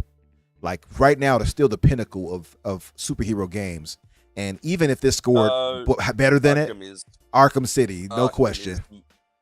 No question in my mind. Like, I haven't played this one yet, but of the previous 2 Spider-Man games, I definitely still prefer the Arkham series. True, I have to play it first to say that, but yeah. But my thinking it, because I think Arkham City is at a 94, I believe it sits at, and it deserves all of that. I think it should. I don't know why a 4, but instead of just a 95 or 96, but whatever the case, that game deserves all the 90s it got. So I don't feel like this will end up being better than that, just based off what you had read on the repetitiveness of the side missions and stuff, because that's what we got in the previous games. It's the same exact formula, and of course the whole MJ sneaking missions. Like why did they bring them back? I don't know. Yep, those apparently are back, which is awesome. Super. Right. Right. I'm sure that the fan loved MJ sneak missions, but but I feel like if they could have just, like, it would have really pushed them to that next level if they could have had co-op. So maybe, hopefully, they get enough time to really, really flesh out what they want to do for the next Spider-Man game. Yeah, I don't see them doing that. There's going to be another Spider-Man game? Oh yeah. I can't. I mean, I could probably see one, but I don't think we're going to get it for a long time now. I mean, hopefully, because they're going to be focusing on Wolverine. But several of the reviews, I didn't mention this before, several of the reviews do say that it heavily implies a next game. So they are at least planning on making one, it seems like. Yeah. I will say, though, if they do go co-op, I don't see them doing that as like the main story. I could see them doing that as like a side mode, like a Ghost of Tsushima Legends type situation. Oh, good point. Yeah. That's actually a good point. That's probably more likely. That would be crazy. Like, I feel like they could do that. I don't know if they would do it just for this, though, because I mean, Spider-Verse is really popular right now. If they just tapped into that and they're just like, hey, the game is you make your own Spider-Man, or maybe you play as one of the other ones because there's 4,000. And then, we'll go and correct, what do they call it? That incursions or something? Or is that Loki? I don't know. It's all the same to me at this point. Yeah. No, but I hear that. But this is why I said, like, I don't think they would do that, because it's such a major thing that they would save that feature for another Spider-Man game. They wouldn't give it to you in DLC, I think. You know what I mean? I don't think they would. Because Sony wants to charge you up the wazoo. So they're like, hey, you got a whole new Spider-Man game, not a DLC we could charge you $70 for. Here you go. So it started as a thing that was going to launch at the same time as Spider-Man 2, but they pulled it out, and they're going to make a whole game out of it and then cancel it. Oh, no, that's Factions. Right. According to a certain hooved hooligan, he said, that's not true, and where do we get our sources from? I was listening to the source was like Jason Schreier, right? But he wrote them off. I don't like Jason Schreier, but he's pretty much always right. He is. So exactly, like most in the community on both sides do not care for him, but the man is right. He has a good 90-something percentile correct. Like, I've rarely seen him wrong. Dude does not report things if he doesn't believe them to be true. Yeah, his sources are really solid, and so he is. I was watching our brother K Mega and his podcast, the GRG. Shout out to K Mega and the fellas. And he had a certain hooved hooligan on there who was just gave me such a headache listening to him. I won't go further than that, but shout out to K Mega and them. If you all haven't checked it out, it's 291 the podcast, and you'll see what I mean. If you want to get a headache, go ahead and watch it. But Yeah. I recommend it. Yeah. It's a headache. Right. I just have a couple more stories here that are not video game based. Do you want those, or you want to jump to the main topic? Looking at the time, I think we gotta push forward. Let's cover one, I guess, and then we'll move forward. Sure, I'll let you take your pick. Do you want to talk about strikes hitting a snag, Disney firing the entire Daredevil team, or Disney Plus pivoting to long form television? I guess we can go to, I'll let you pick. I'll say the last one sounds the most entertaining to talk about for me. The last two are definitely somewhat intertwined, but yeah, Disney Plus is pivoting to long form. Previously, all of the Disney Plus shows, like your Marvel shows, your Star Wars, whatever, have all been written and directed like they were a film, and then just split up into different episodes. And I think pretty much everyone could have pointed that out, because it doesn't feel super great. Like, it doesn't work the same way as like a prestige television show. Yeah. So they're looking at it and they're saying, hey, this isn't working. We're not getting great review scores on these. People generally don't like them. So what we're going to do is we're going to do the bare minimum. We're going to bring in actual showrunners to write pilots and show Bibles for the shows. And it's like, I can't believe that y'all didn't have those. What a radical idea. I can't believe that it's taken this long for you to be like, maybe we should pitch stuff before. I would have thought they had that, though. Like, Marvel, apparently not. It seems like Marvel, like, they had that together. I'm kind of shocked when I read that. I was kind of shocked when I read it. I was like, what? You didn't have that?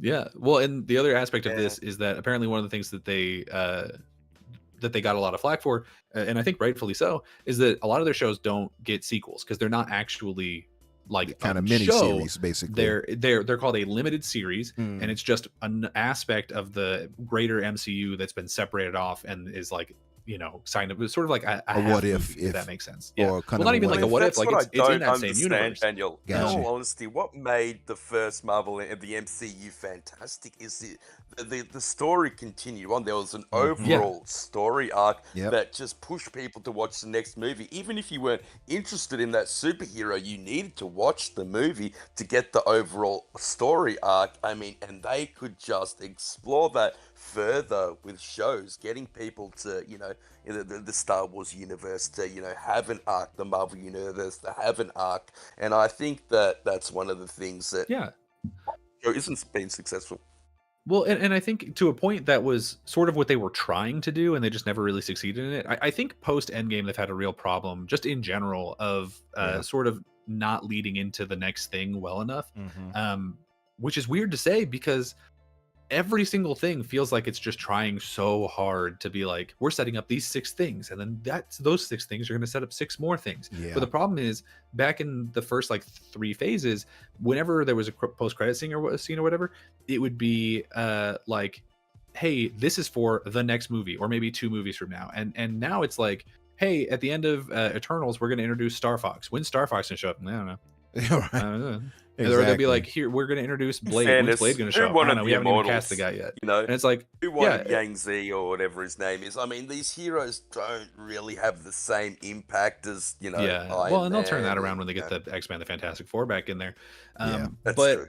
But there's this thing where it becomes really complicated, because if you're trying to watch the shows in like the order that they came out, then you're like, okay, so then I need to watch this movie and then the first season of that, but then I need to watch 5 seasons of other shows and then come back to the second season of Loki and then and so it's really confusing, and it doesn't really work that way, right? And so it looks like what they're trying to do is what it looks like they're trying to do, based on this is just my understanding of what they've written here, is that they're trying to make it so that instead of being like these TV shows are directly tied in and they're super important, like the Loki show introduces Kang and he's the main villain of the movies. Right. So it looks like instead of doing that, it's going to be side stories that still are related and exist in the same universe, and will very likely cross over, but are not the most important thing in the world, right? So we'll get, I don't know if, I'm just spitballing here, but if they do like maybe a smaller X-Men team, like not the main team, but they've like Alpha Flight's not X-Men, but you know what I mean? There's like 10 or 15. It's the Canadian version of X-Men. Right? Yeah. They might do like a smaller team like that and just make a show out of it. And that'll run, 5-6 seasons or whatever. And that seems way better to be able to just be like, this is its own thing and you can just watch and enjoy this. It doesn't super matter for the overarching story. I think that's where we need to go, because at the moment, the MCU is getting too big and too complicated. And they're doing all this multiverse stuff. And everything I keep hearing from my friends who are trying to follow along is like, I don't know what's next. I don't know what's next. I don't know what I should care about. And so instead, I'm just going to not do any of it. And I think that this is hopefully going to maybe help that.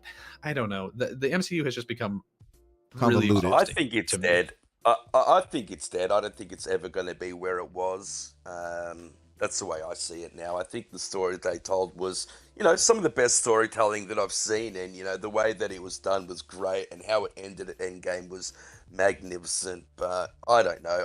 Do you think that they're ever going to reach that success again? I can't see it. I don't really see it happening, and the reason why I think that is because I think all of us got a bit of finality with Endgame. Honestly, like when we saw Tony die, I think we kind of accepted. Endgame, yeah.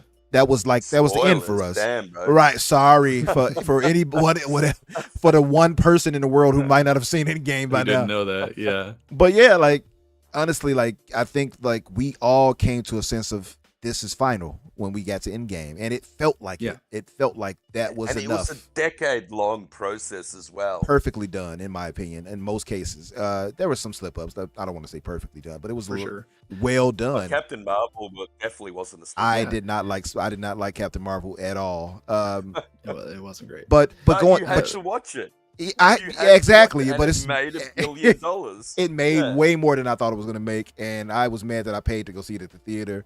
But anyway, I will say, like, my thinking on it is the only way for them really to rebound here. For one, I think they're going in the right direction, so kudos to them on that. Absolutely, this is the way they should be doing it. But I think they're going to have to this and the thing that they said previously about like we're going to do less things and make them better. I think they said that like 6 months ago or something. Yeah, and it's like good. If they stick to that, exactly. But like my thinking, because this is basically them doing their Star Wars version of it, making like their Bible for it and how they have to handle it, but and treating it with the care it deserves. But I think though, Star Wars has not been treated with care. Hey, well, it has some. Listen, I don't want to have this Star Wars debate with you. Pete is listen. If you talk about Star Wars fans, him and Hargi, they're very, very particular. And I don't want to say much more. I would say anal, but I don't want to go too far with that. But it kind of varies. I would say anal. How do you write a sequel trilogy and not have an overarching story when you first write the thing? Just shows you what the hell's going on at Disney. They have no idea. They made some missteps, right? But like, look at the Mandalorian and stuff like that. Well. It does, but like, look at some things like they've done clearly well. The Mandalorian was fantastic. Yeah. Did you see the last season? It was a joke. Yeah, it wasn't as good. Terrible. I don't think it was terrible. It just wasn't as good as the first season and two. Well, I still liked it. There was just that one episode that was exactly. terrible. And then like, and even you look at Andor, you look at certain like Andor was very well written. Yeah, so they got some stuff they done well. You know what I mean? Yeah. But like, just in general, very, very well written, very adult in nature. They slowed the pace of it down a lot. But that was a completely different team. And so I would more like them to do stuff like that. Yeah, like that's what I mean. Like they could do that. You know what I mean? The problem is because of this streaming thing. That stuff is costly for Disney, right? Like we know they got tons of money, but like they want their profits. So trying to balance that out especially with special effects that is heavily reliant on that, it's problematic for them. Like you look at Secret Wars with the Nick Fury and all that, it was terrible. And a lot of that was because the budget wasn't there for it. So I just wonder how that's going to play out. Secret Invasion. Secret Invasion. Sorry. $1 an episode or something like that. Something crazy like that. They need to lower those costs somehow. Yeah, I feel like maybe a shorter series. Maybe that could do it. Maybe a shorter 3-episode kind of thing or something like that. Well, I don't think it's that much per episode. I think I overly. Well, I like the idea of them doing longer shows with a smaller budget and just like not having to rely on all of this CG, because I think that's another thing that they're getting in trouble with, is that they're over relying on this, like, oh, we'll just like film a blank screen and we'll fix it in post. And it's like, it's not, you can't do that. Like that's not, you have to. 100%, there are instances where they're filming these movies and they don't know how the story ends when they start filming, and it's like, how are you doing this? So I really need models. I mean, that's what built Star Wars. I mean, it's a lot built those models that you just don't get. Sort of practical. And look, it's a lot of the people but a problem people had with the prequels. because it was all new. Like, it didn't have that Star Wars feel, that grittiness to it. Yeah. And I think that will solve a lot of their problems. You might be right about that. Definitely. But yeah, we'd have to definitely move on to the next subject. But Yeah. I will say I'm What's happy. up, Scooter? I'm happy with. Oh, Scooter's there. What's up, brother? Shooter. I meant to say. Shooter. I was gonna say. By the way, did I? I didn't miss a super chat, did I? No, I think I got. I think so. I think I got them both. Yeah. And for anybody in the chat that's still with us, thank you all for being here. If you could kindly hit the like button, and if you are new here, hit the subscribe for us. And we're going to go into our two main topics here outside of what we were talking about. We already covered Spider-Man 2, so that topic is pretty much done. There's no need for us to go back to it later, I think.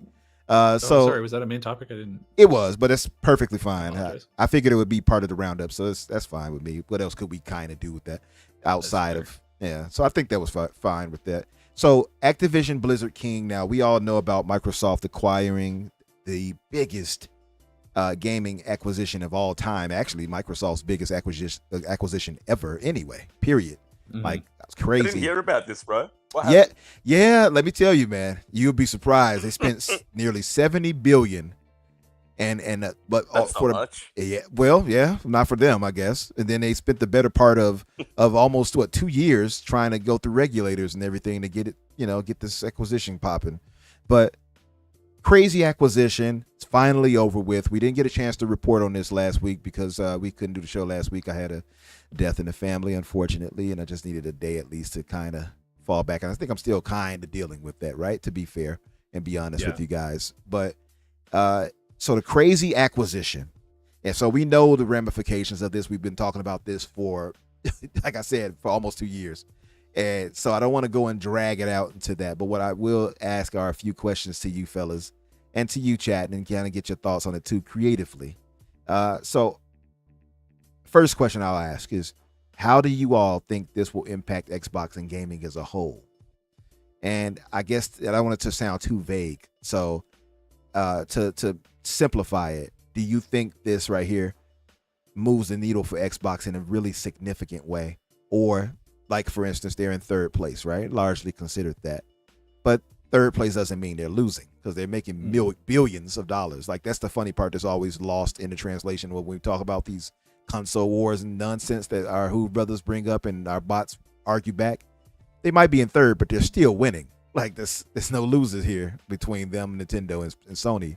So do you guys think, though, this will potentially move them, if they play their cards right, considering all the money that Call of Duty brings in, all the money that King brings in with Candy Crush and whatever, do you think this could potentially move them from third to first in this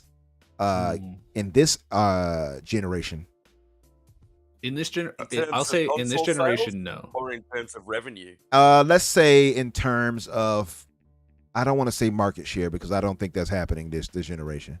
Yeah. Let's say in general, let's say revenue, because profit is a different thing too. I think it can in terms of revenue. I really do believe it because they're doing the day and date with the PC. They're making a lot of money off that.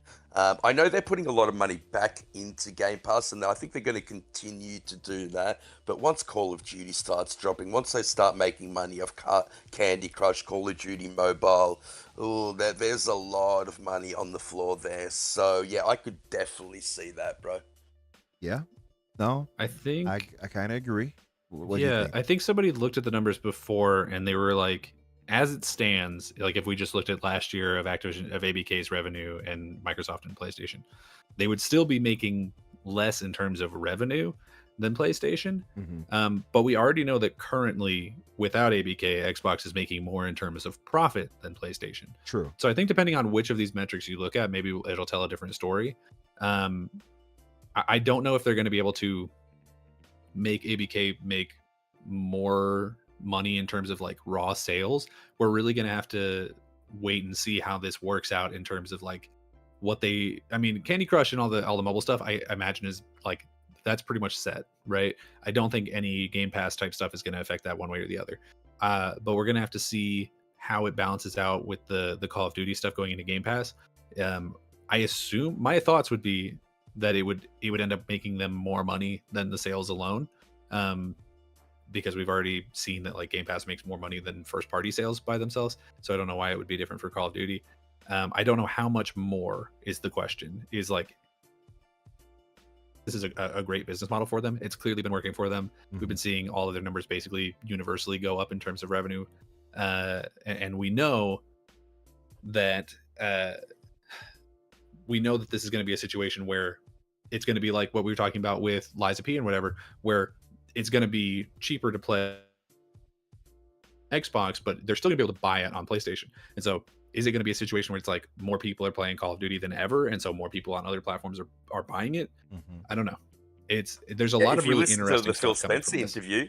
He said that there's going to be more cohesion to Call of Duty. No one's going to get early access to the beta. Of course, they need to fulfill some of the contractual obligations that they had in place before the acquisition was acquired. But I love what Phil Spencer said. No one's going to be getting the beta access early now. No one's going to be getting extra skins, extra maps. There's going to be cohesiveness towards PlayStation, Xbox, PC and Nintendo once they've been Call of Duty to Nintendo. So I think if anything, that's just going to help everybody feel more part of the community, and that's the way Phil Spencer sees it, and I actually love how he looks like that. I agree with that.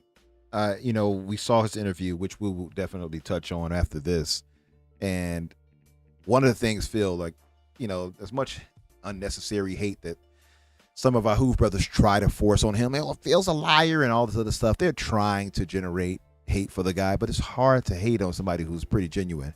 And he's been genuine in his want to and desire for, Call of Duty to remain not only on PlayStation, but for all of us to have parity when it comes to everything. And I think that's just the way it should have been. Oh, damn.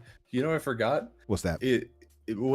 I don't know how I forgot this. They're also trying to put it on Switch. Yeah, it's for sure going to make a ton more money. Oh yeah, oh yeah. They're going to put that shit on Switch. I kind of forgot about that too. Boatloads of money. That's a good point. They very well may pass them up in revenue. Yeah, that's a good point. So that's actually a really good point, because now we're expecting the Switch 2 to hit next year, right? Yeah, something like that. So they'll definitely be able to land a version of Call of Duty on it, and it's going to sell crazy.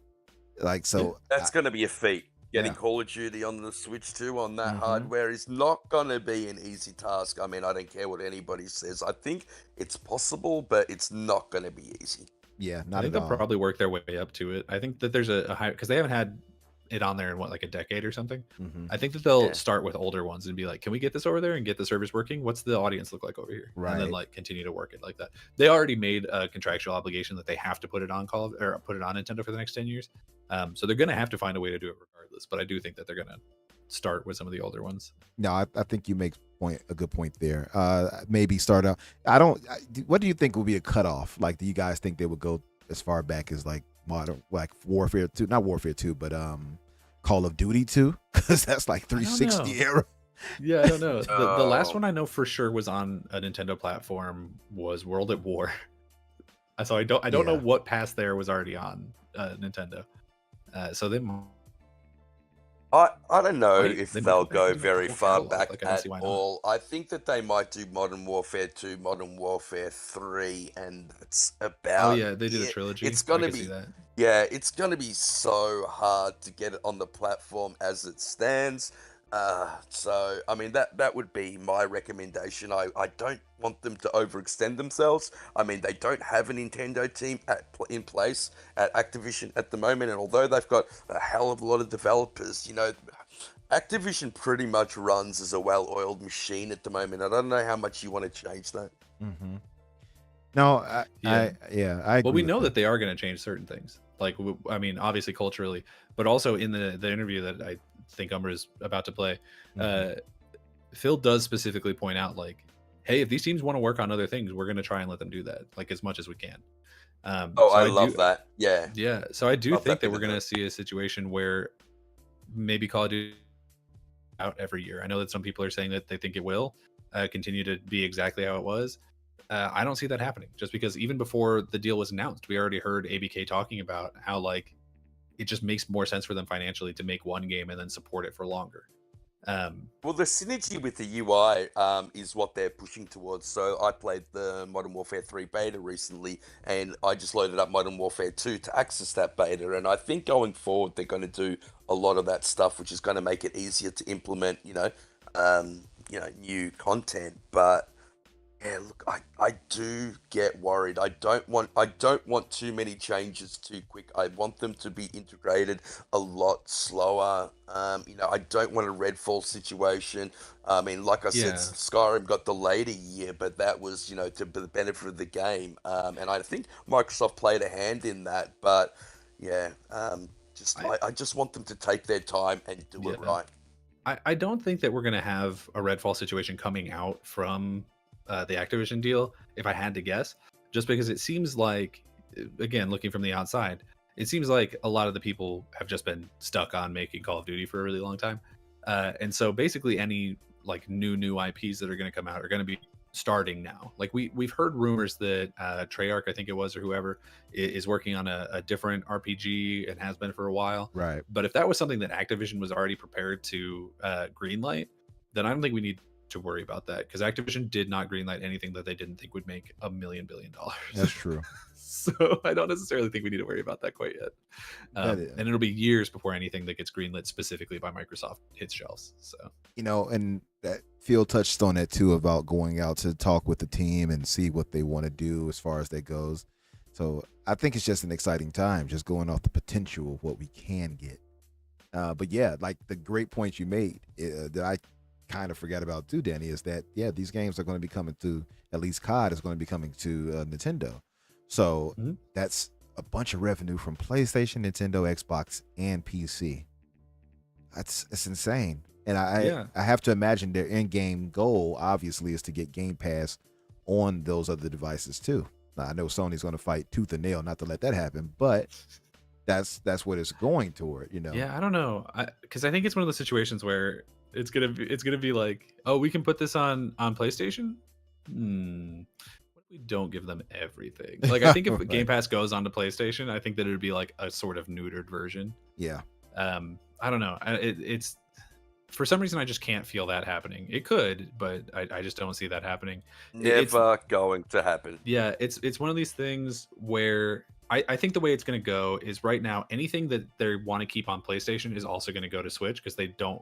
If they're going to have to put it one place that they don't necessarily want to put it, they're going to put it everywhere. And so I think we're going to see Call of Duty and I guess like Overwatch or whatever go to Switch if it's not already there. I actually don't know. Or what else are they for sure keeping multi-platform? Is it just those two? Those are the ones I know about. Well, we know about Modern Warfare. What's that other first-person shooter game? The hero shooter. Overwatch. Yeah. Overwatch. Oh, you did say that. And what else Diablo do we know? will stay. Oh, At least Diablo. There you go. Thank you. Well, Forgot I think about that the existing, Diablo 4 will probably go over there. But I don't think the next Diablo probably won't be Well, multiplayer. what new games are Activision currently making at the moment? I know we've got that new Blizzard IP that they're making, The survival that they've game. Promoted a little bit. Do you think that now will have we go on a PlayStation? I don't think any of I don't these think so. things have been. Yeah, I don't think so now either, but I don't think any of these things have actually been talked about. And it's one of the big problems that, Lion Jim Ryan had. Like, he had access to all these games for, 5 years, and he totally screwed up that deal. And now they've only got Call of Duty. So it'll be interesting to see how they go, what they do. Well, and the other forward. thing is that we know that, at least under his rule, I don't know if they did it beforehand, but PlayStation put a lot of like hush orders in place where like people couldn't talk about, like, I mean, we just saw it most recently with the people getting let go rather from Naughty Dog, where it's like, don't tell anybody they got let go. Like, they don't want people to know anything. So a lot of these things, if there are deals related to PlayStation with these games, we might not be able to hear any of that information for several years, and it's going to be really annoying. My assumption right now is that if we have not explicitly been told that it's going to show up on other platforms, then it will not. And so I think that's just Call of Duty and Overwatch, to my knowledge. That's fair. I think any future Crash or Spyro or Tony Hawk or any of that, I think that's going to be case by Xbox case. PC. I can see. Well, I can see by those. Case by case, I mean none Yeah. of them. Right. It's going to be the I same kind of think case by if it case they said about needs- Bethesda. I think if it needs a fan base and it's multiplayer centric, then I Sure. think it's better to go onto PlayStation. And I think if it's a single player Oh yeah, experience, like if they bring a WoW to console, they might also put that on PlayStation. I could see that. That wouldn't be I don't like the see craziest WoW thing. coming to console, and I think me and Yeah, Umbra I talked mean, about this on Xbox Infinite. They should just start all over again. I don't know if you continue WoW in the background, but I think that they should just start all over again. I And, wouldn't be adverse to I don't that. know. I wouldn't be adverse to that, but I absolutely believe they'll bring WoW to console. It just makes the most sense. They're gonna, if they do, they make so much money, and that's what they're I'd in the start playing business it to again. do. I would play it for the first time ever. Like you bring it to console, because like you, Pete, I don't want to go through the hassle of trying to get the drivers and all this other stuff for the PC and all this other stuff and troubleshoot. Put it on console. I'll give it a chance.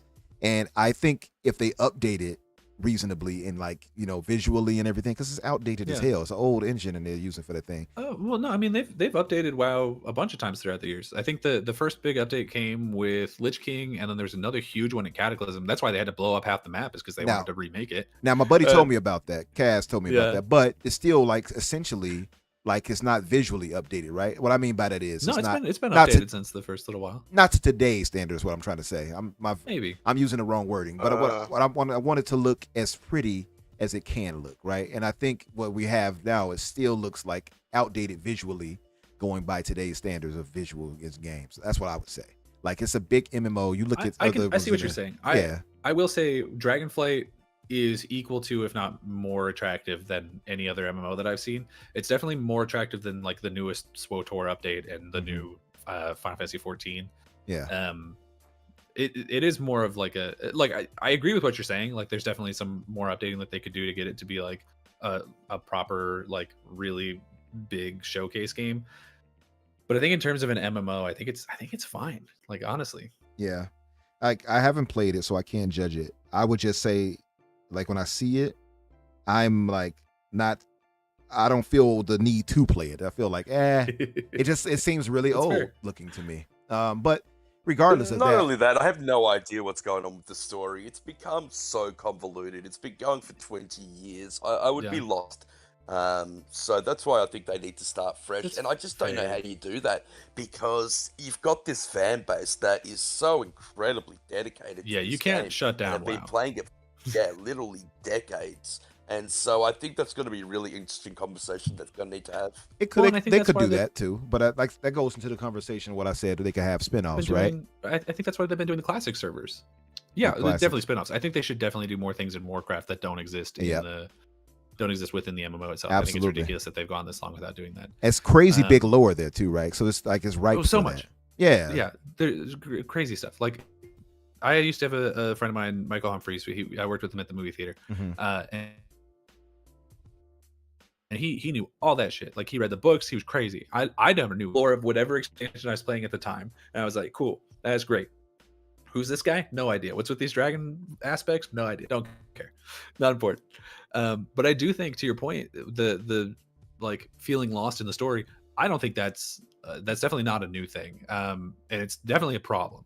But I also think that that's why they've been doing all the classic servers. Like they brought back WoW Classic, they've done BC Classic and Wrath Classic. I have to assume that they're going to continue doing that. I would prefer because here's the biggest problem with replaying the story of World of Warcraft is that you can't. There's no way to do it because the expansions are not you finish one and then you go to the next like how it is in SWTOR.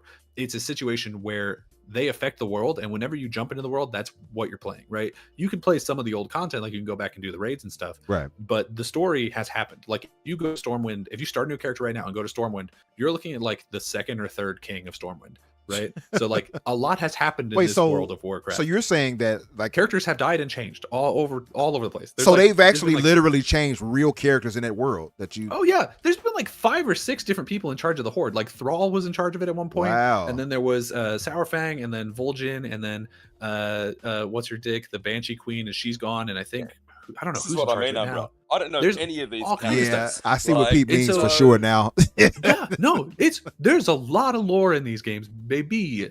Yeah. And I think that's why they're doing the classic servers. I think what I want is this is my okay as I guess the resident WoW fan, even though I haven't really played it as much as a lot of people. Yeah. What I think that the number one thing they need to do is just combine all the classic servers together so that you can play through the vanilla game, and Yeah. then when you hit a certain point, be like, hey, you finished the story. Do you want to move on to BC? And then you can play through Burning Crusade, and then you can do Wrath, and then Kata, and whatever. I think that would be the best thing, because as it stands, and I might be wrong on this because I haven't played in a minute, so correct me if I'm wrong, chat. I think that you have to make a separate character for each of those servers, and that kind of blows ass. Wow. So it's, Yeah, I would really like to just do like, I'm gonna do this one, and then when I'm done with it, when I have done my piece in the vanilla game, I'm gonna go and I'm gonna play. So it's their way of kind of like Diablo does, where you do the seasons in a sense, right? That's what it sounds sort like. of, yeah.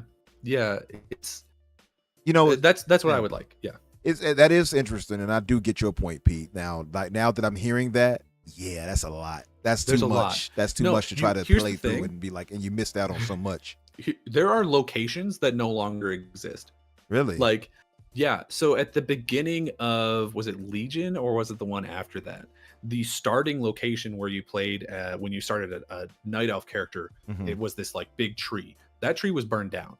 That tree no longer exists, right? Like I don't know what happens when you start a new character. If you play that and then you instance out and you go someplace else, that tree doesn't exist. The Undercity no longer exists. It has been destroyed. And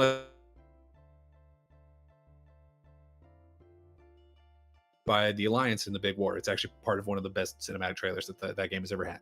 Like, there are entire locations that do not exist, or ones that they're like really mysterious about, right?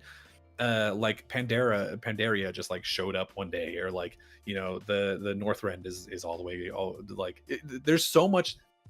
The World of Warcraft so much lore has done so much. But there's like, so much. Yeah, we've had like 7 dwarf kings, and then there was at one point I'm not even like, there was at one point like we thought the dwarf king was dead, but he had actually been turned into diamonds, and then he came back and he's like, I'm still like the king, right? Even though I made it diamonds. And it was like we kind of set up like a weird democracy with like these 3 other guys, so like you can be a part of that if you want, but like we had this whole thing. Like, there's so much.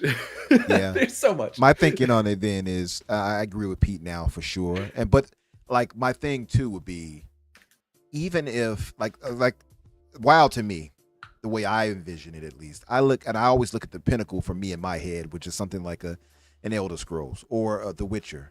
So I would go that route with it if I brought it to console. If they couldn't just bring WoW itself, I would go that route and have them, you know, a dedicated team. I'm not quite sure yet, but maybe I can go to that on my next question to you guys. Yeah. Actually, the best thing they could probably do is just start bringing over the classic servers. You said I agree with Pete, I think 3 times, so I was just clipping it. Well, just to play back. Clipping it. Yeah. Every once in a blue moon, you know, you're absolutely correct. So I have to give you your kudos. No, I mean, I agree with you too, to be fair. Like, what you said, the story is very complicated, and if you jump in right now, like, it doesn't super matter. You can still understand the story of what you're doing in the moment to moment, because it's not a situation where you start like playing quests and they're like, oh, go and talk to King whoever, and like he's been dead for 10 years. Like, the game updates it so that you're talking to. That's pretty dope. I like that aspect of it. I mean, I can see why people would be engaged with something like that, because that makes it matter. So I like that. I never knew that. So, but to move forward with this, I do want to read these super chats. So a shout out to Gerald Mack. Appreciate you, brother. Salute you too for coming through. He gives us a generous $5 donation. He says, shout out to the Fix Podcast. Salute Infinite Umbra, Daniel McGee, Jedi Knight Peter, and Graybeards. XWO, Xbox World Order, baby. Absolutely, brother. It's going to be a great generation going forward for us. Thank you for that and being here with us tonight. Can I say one more thing about WoW before we move on? Oh yeah, right. Let me read this last one. Yeah. Spartan661, who I believe left, he had to go. He said good night. But in case you come back, Spartan, thank you for the stupendous $4.99 donation. He says Xbox for life, as long as they have that terrible towel to soak up the hoofed hijinks shenanigan tears. I'm not going to lie, Xbox is the best way to game today. And no, I agree with you 100%. I've said it before. I've said it a million times. For one, I think our community is better, and I think the ecosystem for Xbox is the best in gaming by far. Game Pass alone makes it worth having. To me, it's a killer app.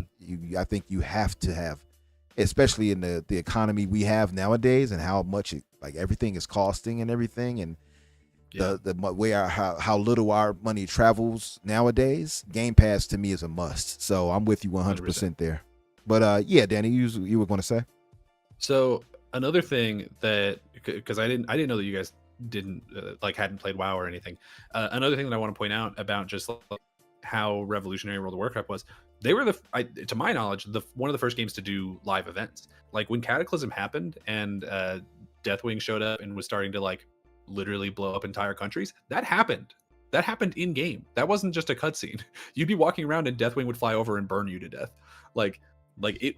This was like the World of Warcraft has changed and evolved like in front of our eyes as we've played it. And granted, I've only jumped in like every 5 years or so, but it really is crazy. Like there is so much going on in this universe. That's why I'm so shocked that it hasn't gone anywhere else, that they haven't done spinoffs. Yeah. And that it's taken them this long to be like, you know what? Actually, I do want to go back and play Vanilla WoW. That is the beautiful thing about this acquisition. It's crazy. Is now we have the potential for this type of stuff to pop off. So this is what I'll ask you guys next, and I'm going to transition into Phil's interview, and I'll play a bit of what he said in a second. And in chat, this is for you guys too. I want you guys to be a bit interactive on this because I think you guys come up with some really creative ideas too.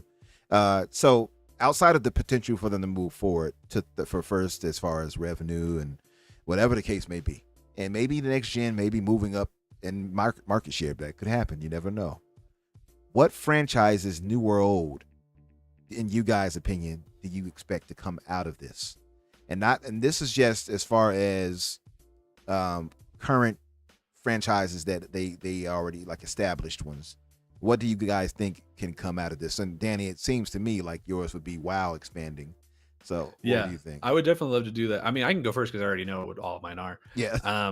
Because we've been talking about this a little bit behind the scenes. Right. So yeah, obviously I think WoW expansion would be great, like something spin-off. I don't know who would do it. I don't have a setup for that because I haven't thought about that one.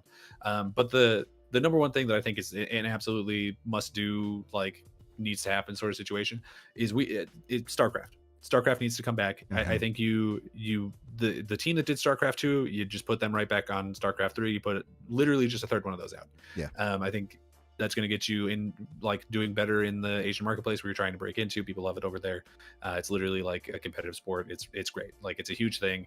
And it's really, really surprising to me that they haven't done more with that franchise. I don't understand it at all. Mm-hmm. And then the other thing is, I think as soon as Gear 6 is out, you put the Coalition on potentially a trilogy of a StarCraft Ghost remake. Yes, sir. Or reboot, whatever you call it when you uncancel a game. Yeah.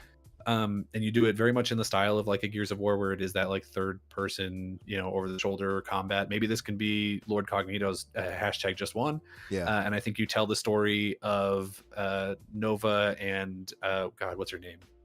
The guy who turns into the Queen of Blades. What's her name? The leader of the Zerg. Oh, the Queen, whatever. I can't remember. I know what you're talking about. I can know the design, but I can't think of the name. Because she started as a normal Terran, and then she like got infected and all this stuff. So I think you tell the story of like, because I think they were friends at one point, and then it fell apart. I haven't looked at StarCraft lore in a long time, but you tell that story of like her falling to darkness and that whole thing, and have Raynor be there, and I think you make these characters relevant in the modern day. Because right now, if you walked into a high school right now and you're like, name a character from StarCraft, $1,000, they'd be like, shit, dude, kill me. Like, I don't know. Yeah. Like no one's gonna know. I think it's a shame because it's a huge franchise. And plus, if you bring back specifically StarCraft Ghosts, it's arguably the most famous canceled game of all time. Mm-hmm. So if you uncancel that game, that's a huge boon for your PR immediately. People are like, hell yeah, they're bringing it back. We do it. Yeah, let's go. Oh, I like that idea a lot. And the one you're talking about is Sarah Kerrigan. That's right. Yeah, I literally have a figure of her, and I forgot her name. Oh, nice. I just remember the design. Like, I remember confusing her with Lilith when I saw Lilith in the Diablo when I first started playing. Oh yeah, that's fair. Very similar in some ways. No, that's great ideas you got there, man. What about you, Pete? What would you say, like, that as far as the IP that they currently have, that they have the potential of having something to come out of this acquisition with Microsoft? Look, I think we spoke about this on Infinite. I would love Prototype to come back, and I've been thinking about it. I think Ninja Theory would be a good fit for that game. Mm-hmm. Something they can do after Hellblade. I'm not really too sure, and I also want Blur to come back.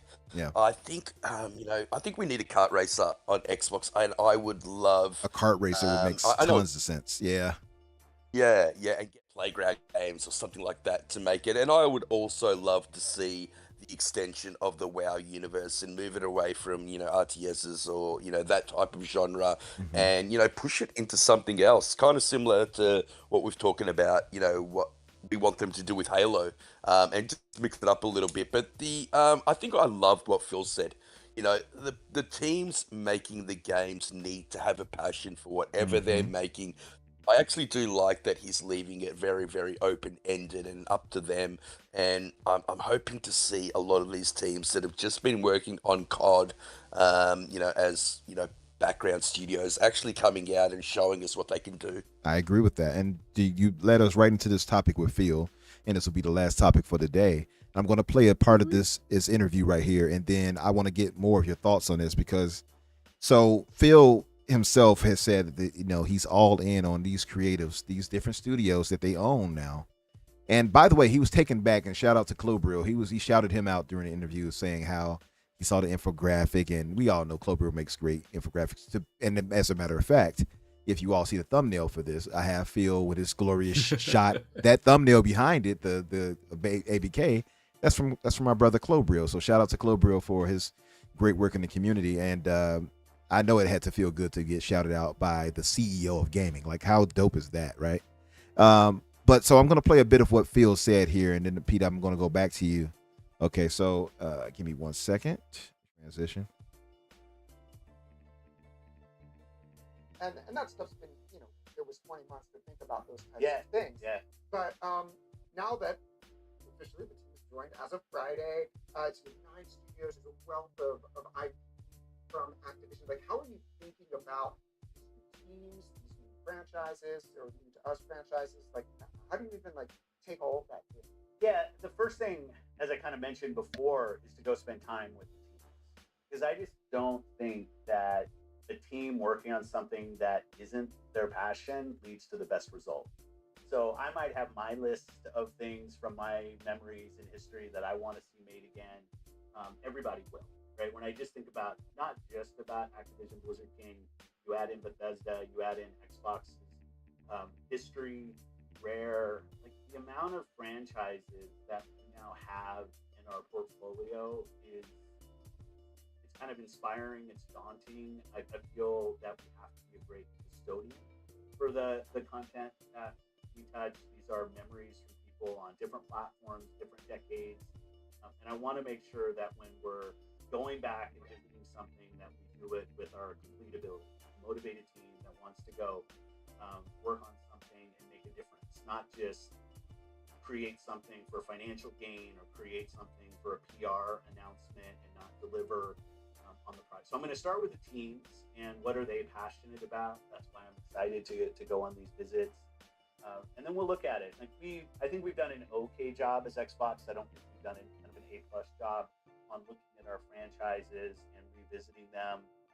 It's always a trade-off between what do you do that's new and going back and doing something.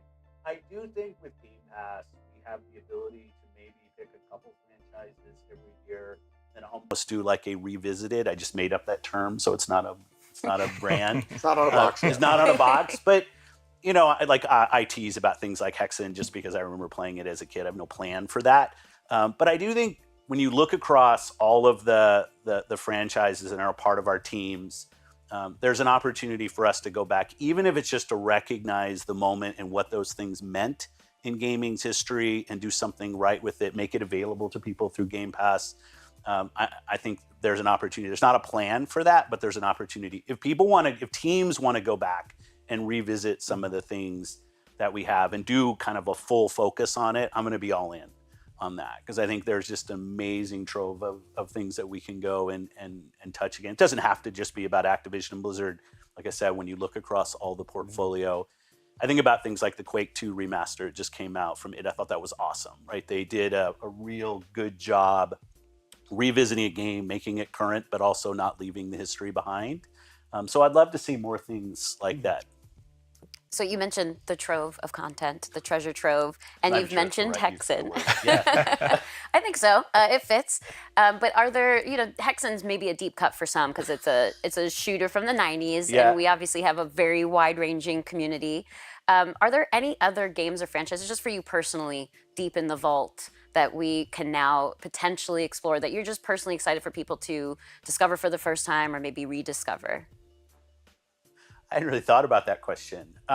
Specific on Activision and Blizzard, there's some moments in Activision's history. You mentioned Tony Hawk, you mentioned Guitar Hero, even things like Skylanders, or that were moments where the teams kind of innovated outside of expectation. What do you mean I'm going to carry a plastic guitar and plug it into my console and play? Like, that's never going to work until it worked.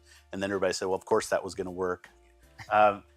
Skylanders kind of the same way. For me personally, though, when I think about the franchises, I kind of go back to things like some of the old Infocom things that were, like, if you just asked for me personally, part of my youth, the Text Adventure Zork, those kind of things. I think about King's Quest. I thought they did a really nice job. But like those, the Sierra catalog, the Infocom catalog, just because of my age, like those things speak to me because they were moments in my gaming career, my gaming kind of experience that really meant something. And I love those.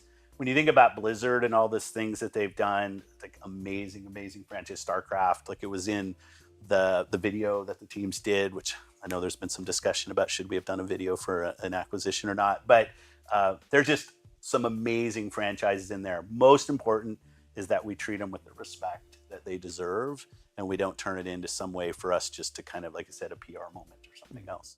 100%. By the way, I almost cried at that. Yeah. Video. That was a cool Nice. video that we put out on Friday. Phil is the man. Just want to give that shout out to and love to Phil again.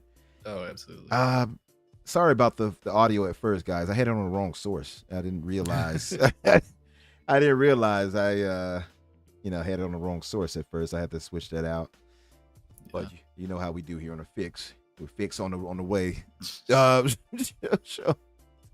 But just to you guys in the chat, and I want to read this from Shooter before we go forward. But Pete, I do want to start with you, and then Danny, I'll end it with you.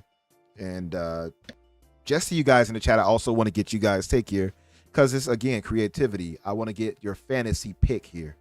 But to Shooter says, and he gives a generous, super stupendous $10 donation to us, and he says, "Hey everyone, I would like to say to those of you who asked after me in the last 8 weeks, you people are the best," or at least he would like to say, "You people are the best.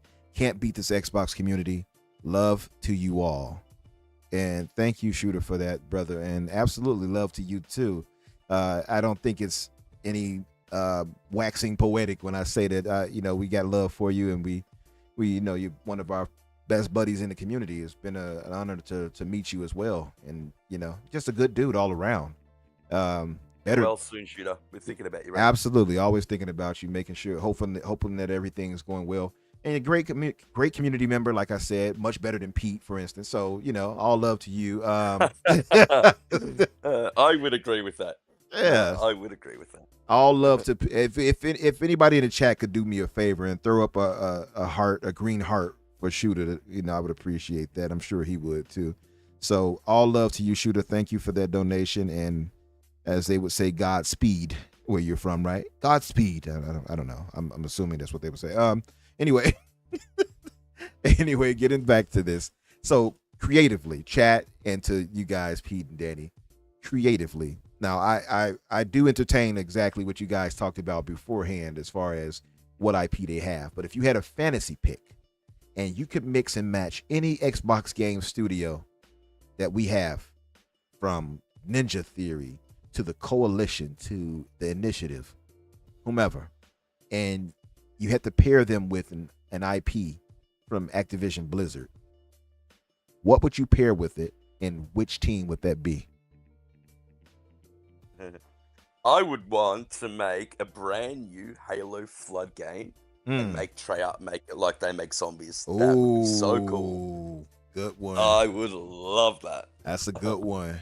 And what if you want just a zombie type mode, or would you want an entire campaign as well? Entire campaign, brand new. I like that. Game. I like that idea.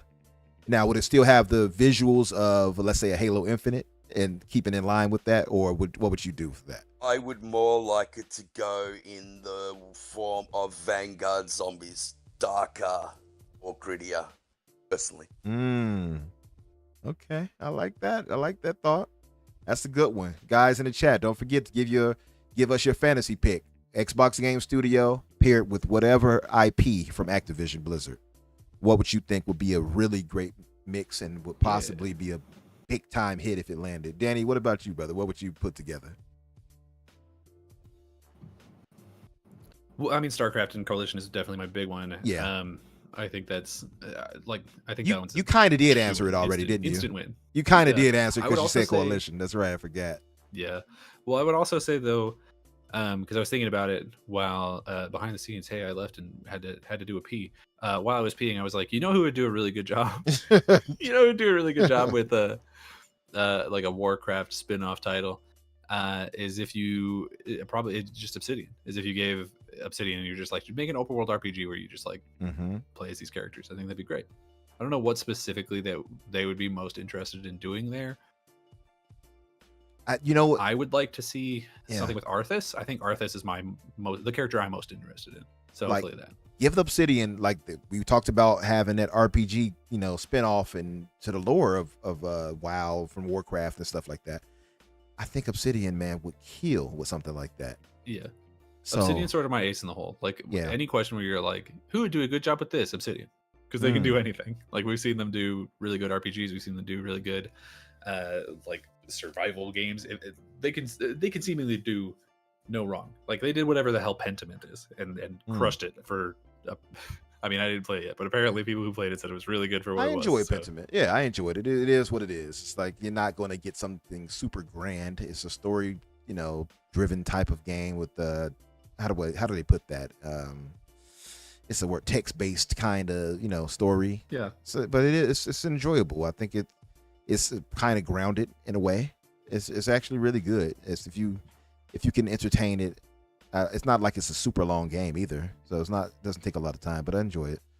I like you guys' picks. I think both could do very well. Obviously, you named one out earlier with StarCraft Ghost, which I think many of us have said, even myself at one point, like giving them. Yeah. I feel like that's just got to happen. I think you're right, and having a coalition on that. Oh man, yeah, coalition on that. I think would 100% absolutely take off. I see Ice Cold said PGR4. And like to go to that into what Pete said. Pete, you mentioned Blur earlier, and excuse me, I gotta sneeze. Love Blur. Okay, I had to sneeze. It went away. I hate that. So I think of those two games, or any racer, and I wonder, does it become a redundant thing for Xbox, seeing how they have Forza and Forza Motorsport, Forza Horizon and Forza Motorsport? What do you guys think about that? I think PGR does, definitely. Yeah. I think it's an arcade radar kudos system. I think that's basically Horizon right now. Yeah, that's my thinking too. I think that I don't know what PGR is. Project Gotham Racing. Project Gotham Racing. Okay, so that one does have like specifically... You damn whippersnapper. No, I'm familiar with Project Gotham Racing. Yeah. I just didn't connect it with the number with the acronym. Yeah. That one has like specifically Xbox history, so I could see them like maybe bringing one of those back. It is definitely redundant because they already have Forza, and it's like the best racer going right now. Yeah. But yeah, I don't know if you find some way to make it special, like maybe make it more like, I don't want to say story based, but if you did it like one of those old like Midnight Club sort of situations, I think you could do something with that. Yeah, no, I agree with that's that. why I think Blow works. Midnight Club works as well, I suppose. I love Midnight Club, by the way. I wish that comes back. Is that Activision who made Midnight Club? No, that was two. Who made two? Is it 2K? Who made Midnight Club? I can't remember it in my head right now. I'm literally just looking up an image of it. It was Rockstar. I'm right. Rockstar's on the box. 2K, but it's Rockstar bought, but 2K owns them. I knew it was something like that. Yeah, it's been a while, man. The last Midnight Club I played, I can remember, is Dub Edition. I'm pretty sure it was Midnight Club 3 Dub Edition. I think it was the last one I played in the series. Loved that game to death. So yeah, 100% would be down for that. Yodani Qzada in the chat, he says Toys for Bob gets to do Banjo-Kazooie. That one has been floated around for so long, it needs to happen. And I think Toys for Bob wants to do it. That's the thing. them and Beanox are the ones who make those kind of games, right? Because Beanox, I think, did the what they do, the kart racing, the crash kart. Did they do that one? Beanox, they did they did the Transformers, right? Beanox. Yeah, they did the old Transformers, but I think recently they did the it was either the Crash Team Racing or it was the Crash 4 It's About Time. Yeah. I forget which. Look at all the teams that are just working. Oh, they did both. They worked on both. Well, Treyarch, Infinity Ward, Raven, Sledgehammer, of course, but you got Beanox, High Noon, Toys for Bob, Activision Shanghai, and Demonware. All can get opened up now to, maybe make, something creatively of their own. And I don't really want to force anything on them. I'm definitely of the opinion of Phil here. You make them make what they want to make, and it's as simple as that. You give them creative freedom. Yeah, and I think that's been the biggest win for Phil in general, is allowing the creativity for these teams that Microsoft used to be like frowned upon because they didn't, like they would be over their shoulder. Now, years later, Microsoft's letting them do what they want to make, do what they want to do, and make what they want to make. Like you would never see anybody getting a chance to make a Pentiment style game from first party at Sony. It just wouldn't happen. Happen. So credit and kudos to where it is applicable. Okay, I guess it wouldn't happen now because like Pixel Opus used to be that, right? Because they did the Concrete Genie, and that's kind of fair in point. The same ballpark of like but that was a Leighton era studio who did things a little bit differently, and it doesn't fit into their idea anymore. Just like completely shut them down. Yeah, that's true. It's a bummer. I actually really like Concrete Genie. I look at some of the stuff and more the practical, I would say. We talked about this on the podcast. Also talked about it in parties, like Call of Duty, making it an MCC style thing for past games. To me, makes a ton of sense. But I also wonder would they want to do that because they might want to try to remake those games too, like they're doing with the Modern Warfare games. So I don't know how that would play out. But I imagine if they brought in those older games and put it into an MCC style thing and allowed you to play all these different maps across the board in one big conglomerate of things. Yeah, I could see that. On Game Pass for ages. Absolutely. I could see you could still do remakes of those ones in there. I mean, because we had sorry, I leaned way far away from the mic. Because we had the anniversary editions in MCC, right? Yeah, so, true. So like we could still do that. That's true. We did. I don't know if they would still let you click back and forth between it because they'd probably want to change more than the visuals. But yeah, good point. But yeah, it's always funny to me. By the way, we never got a Halo 3 anniversary edition. That's right. You would have thought that would have been like a surefire win, right? Yeah, definitely. Especially after seeing what Blur did for Part 2 with the cinematics. Crazy. Cutscenes in 2 was something special. Man, they were amazing. Crazy, right? I'll give my fantasy pick. I would love to see a Guitar Hero return, right? I don't know who would be responsible for doing that, but man, Guitar Hero returning would be crazy. They got all. I think that's gonna happen, bro. You think it's gonna happen? I think so. I would love it. My sister hit me up earlier. To see what their solution for the peripherals is. I want to see what that is. Yeah, that's what I'm wondering too. That's definitely going to be the big hang up for it. Before it was Mad Catz like handling for like Rock Band and stuff like that. So yeah, what's going to be that solution, that middle, I guess company that handles that. That's my thinking too, because I don't think Microsoft would care to get into that as far as making the peripherals for that. Although they love selling controllers, so you never know. But they do love them with controllers. Yeah. I gave this thought on one of the shows, and I said Tenchu, and I feel like Tenchu, because they can't go forward with Tenchu, but they can remake or remaster the previous ones. So for my fantasy pick, I would say a Tenchu series, or just remake of the Tenchu series from whatever ones they can make, and give that to, let's say, who has experience in those types of action. I would say Ninja Theory. I mean, they made Devil May Cry. Makes the most sense, right? Yeah. So Ninja Theory, Tenchu. Why can they not move forward with it? Does somebody else own it? Yeah, I think From Software owns the actual license of Tenchu. Just buy From Software. Yeah, there you go. Yeah, that's shout out to Drawn TJ. I'm sure he's approving. Yeah. But mine would be to remake every Tenchu game and or start with one remake. Let's start with one and let Ninja Theory make that, into a modern style, modern visuals, modern controls, take it up to the level of a Ghost of Tsushima. And I'm not saying have it play like Ghost of Tsushima, but give us all of that creativity and action that you can do in a Ghost of Tsushima. And visually make it as stunning. I'll put this out there. I think I'll open myself up to the bad take machine.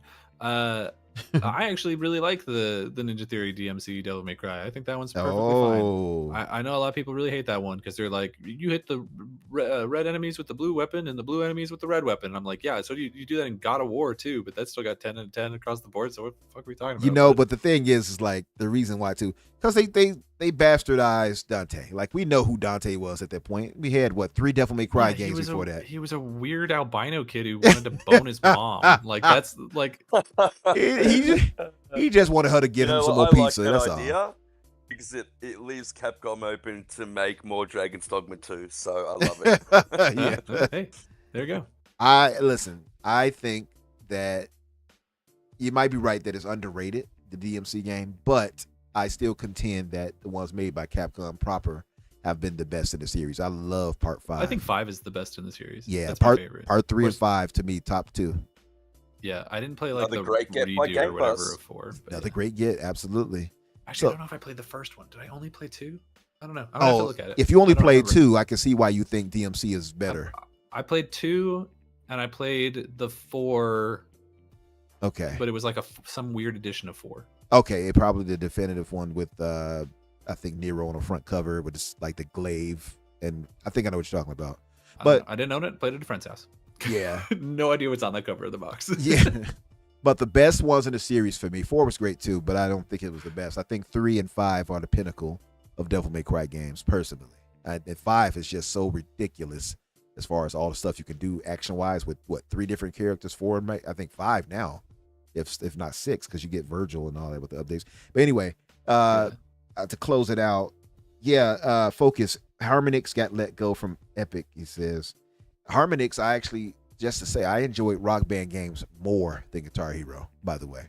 So I usually did too. Yeah. Well, and you could see that there was because they were the ones who started with like the drums and the singing and all that, and then Rock Band adapted to do that because like it was just more popular. You could play it with a bunch of friends. Yep. And they also kind of innovated a lot, right? Like before them, it was just a guitar and a mic. Now, after they came out, they had the guitar, mic, drum set. They even eventually led to like an accordion little thing, keyboard, not accordion, the old school keyboard you could play standing. I forgot the name of it. And more. The keytar. The keytar, right? Right. Yeah, like they really pushed the envelope. Also, you can eventually they allowed you to plug in actual a real live guitar with the pro mode. So like they innovated a lot, Harmonix. So shout out to Harmonix. I'm sad that era of gaming is kind of gone now. Because I mean, me and my family, my sister hit me up earlier and she was like, "Hey, when can you come over? We want to play." We found the instruments, we found the drum set and everything. Oh, no way. Yeah, so she wants to get back on some Rock Band. And man, we've had, as a family, I'm telling you, we had some of the best times ever playing that game. And it's bittersweet, right? Because I still love playing it. But sometimes you'll load the game up and you'll see profiles and characters created by a family who's no longer here. So that's the tough pill to swallow for me. Yeah. But it's still a beautiful thing because that piece of them is still there. You know what I mean? But yeah, not to end it on a sour note. Much love to you guys in the chat again. If you guys have not done so, please hit the like button for us on your way out. We're going to do our sign outs really quick and we'll get out of your way. And thank you guys for being here with us tonight. Pete, brother, thank you for being here with us. I know it was kind of a last second kind of thing because we were just talking to the party. I'm like, hey, you want to come on the show? But man, always, brother. I appreciate you, brother. Thank you. You know, whenever you need me, bro, I'll be here, man. That's right. That's right. Make yourself available. Gotta make the show better, bro. You know, it obviously needs a little bit of work, but I'm here. Yeah, listen, you class it up. You class up the joint. So absolutely. Yeah, thank you, brother, for being here. He's like a chandelier. You can find me at Jedi Knight Peter everywhere. You can find me at Xbox Infinite with the man, Infinite Umbra. What time are we on? Like 7 p.m., 8 p.m. Eastern on Friday night? 8 o'clock Eastern. Yep. 8 o'clock Eastern and 11 a.m. Australian Eastern Standard Time. Yep. And thanks, Daniel. Yeah, it's always fun having you. Absolutely. And of course, we're on that Xbox Infinite, but myself and Pete is Holly and Risk It as well as the host. So you all come by and talk with us tomorrow as well, too, if you're free. 8 o'clock Eastern. And Danny, what will you be up to, brother? I know you had last, by the way, Frankly shared a video. I watched his Cyberpunk video earlier. Pretty good. He does some good work. That was pretty solid, man. I got to get into doing some stuff like that. But yeah, what would you be up to and what are you working on? I'm sure you're working on a project right now. I'm always working on a bunch of projects. You know me. I got more plates spinning than hands to spin them. You can find me over on Twitter at Daniel J. McG or at my personal YouTube channel of Daniel McG.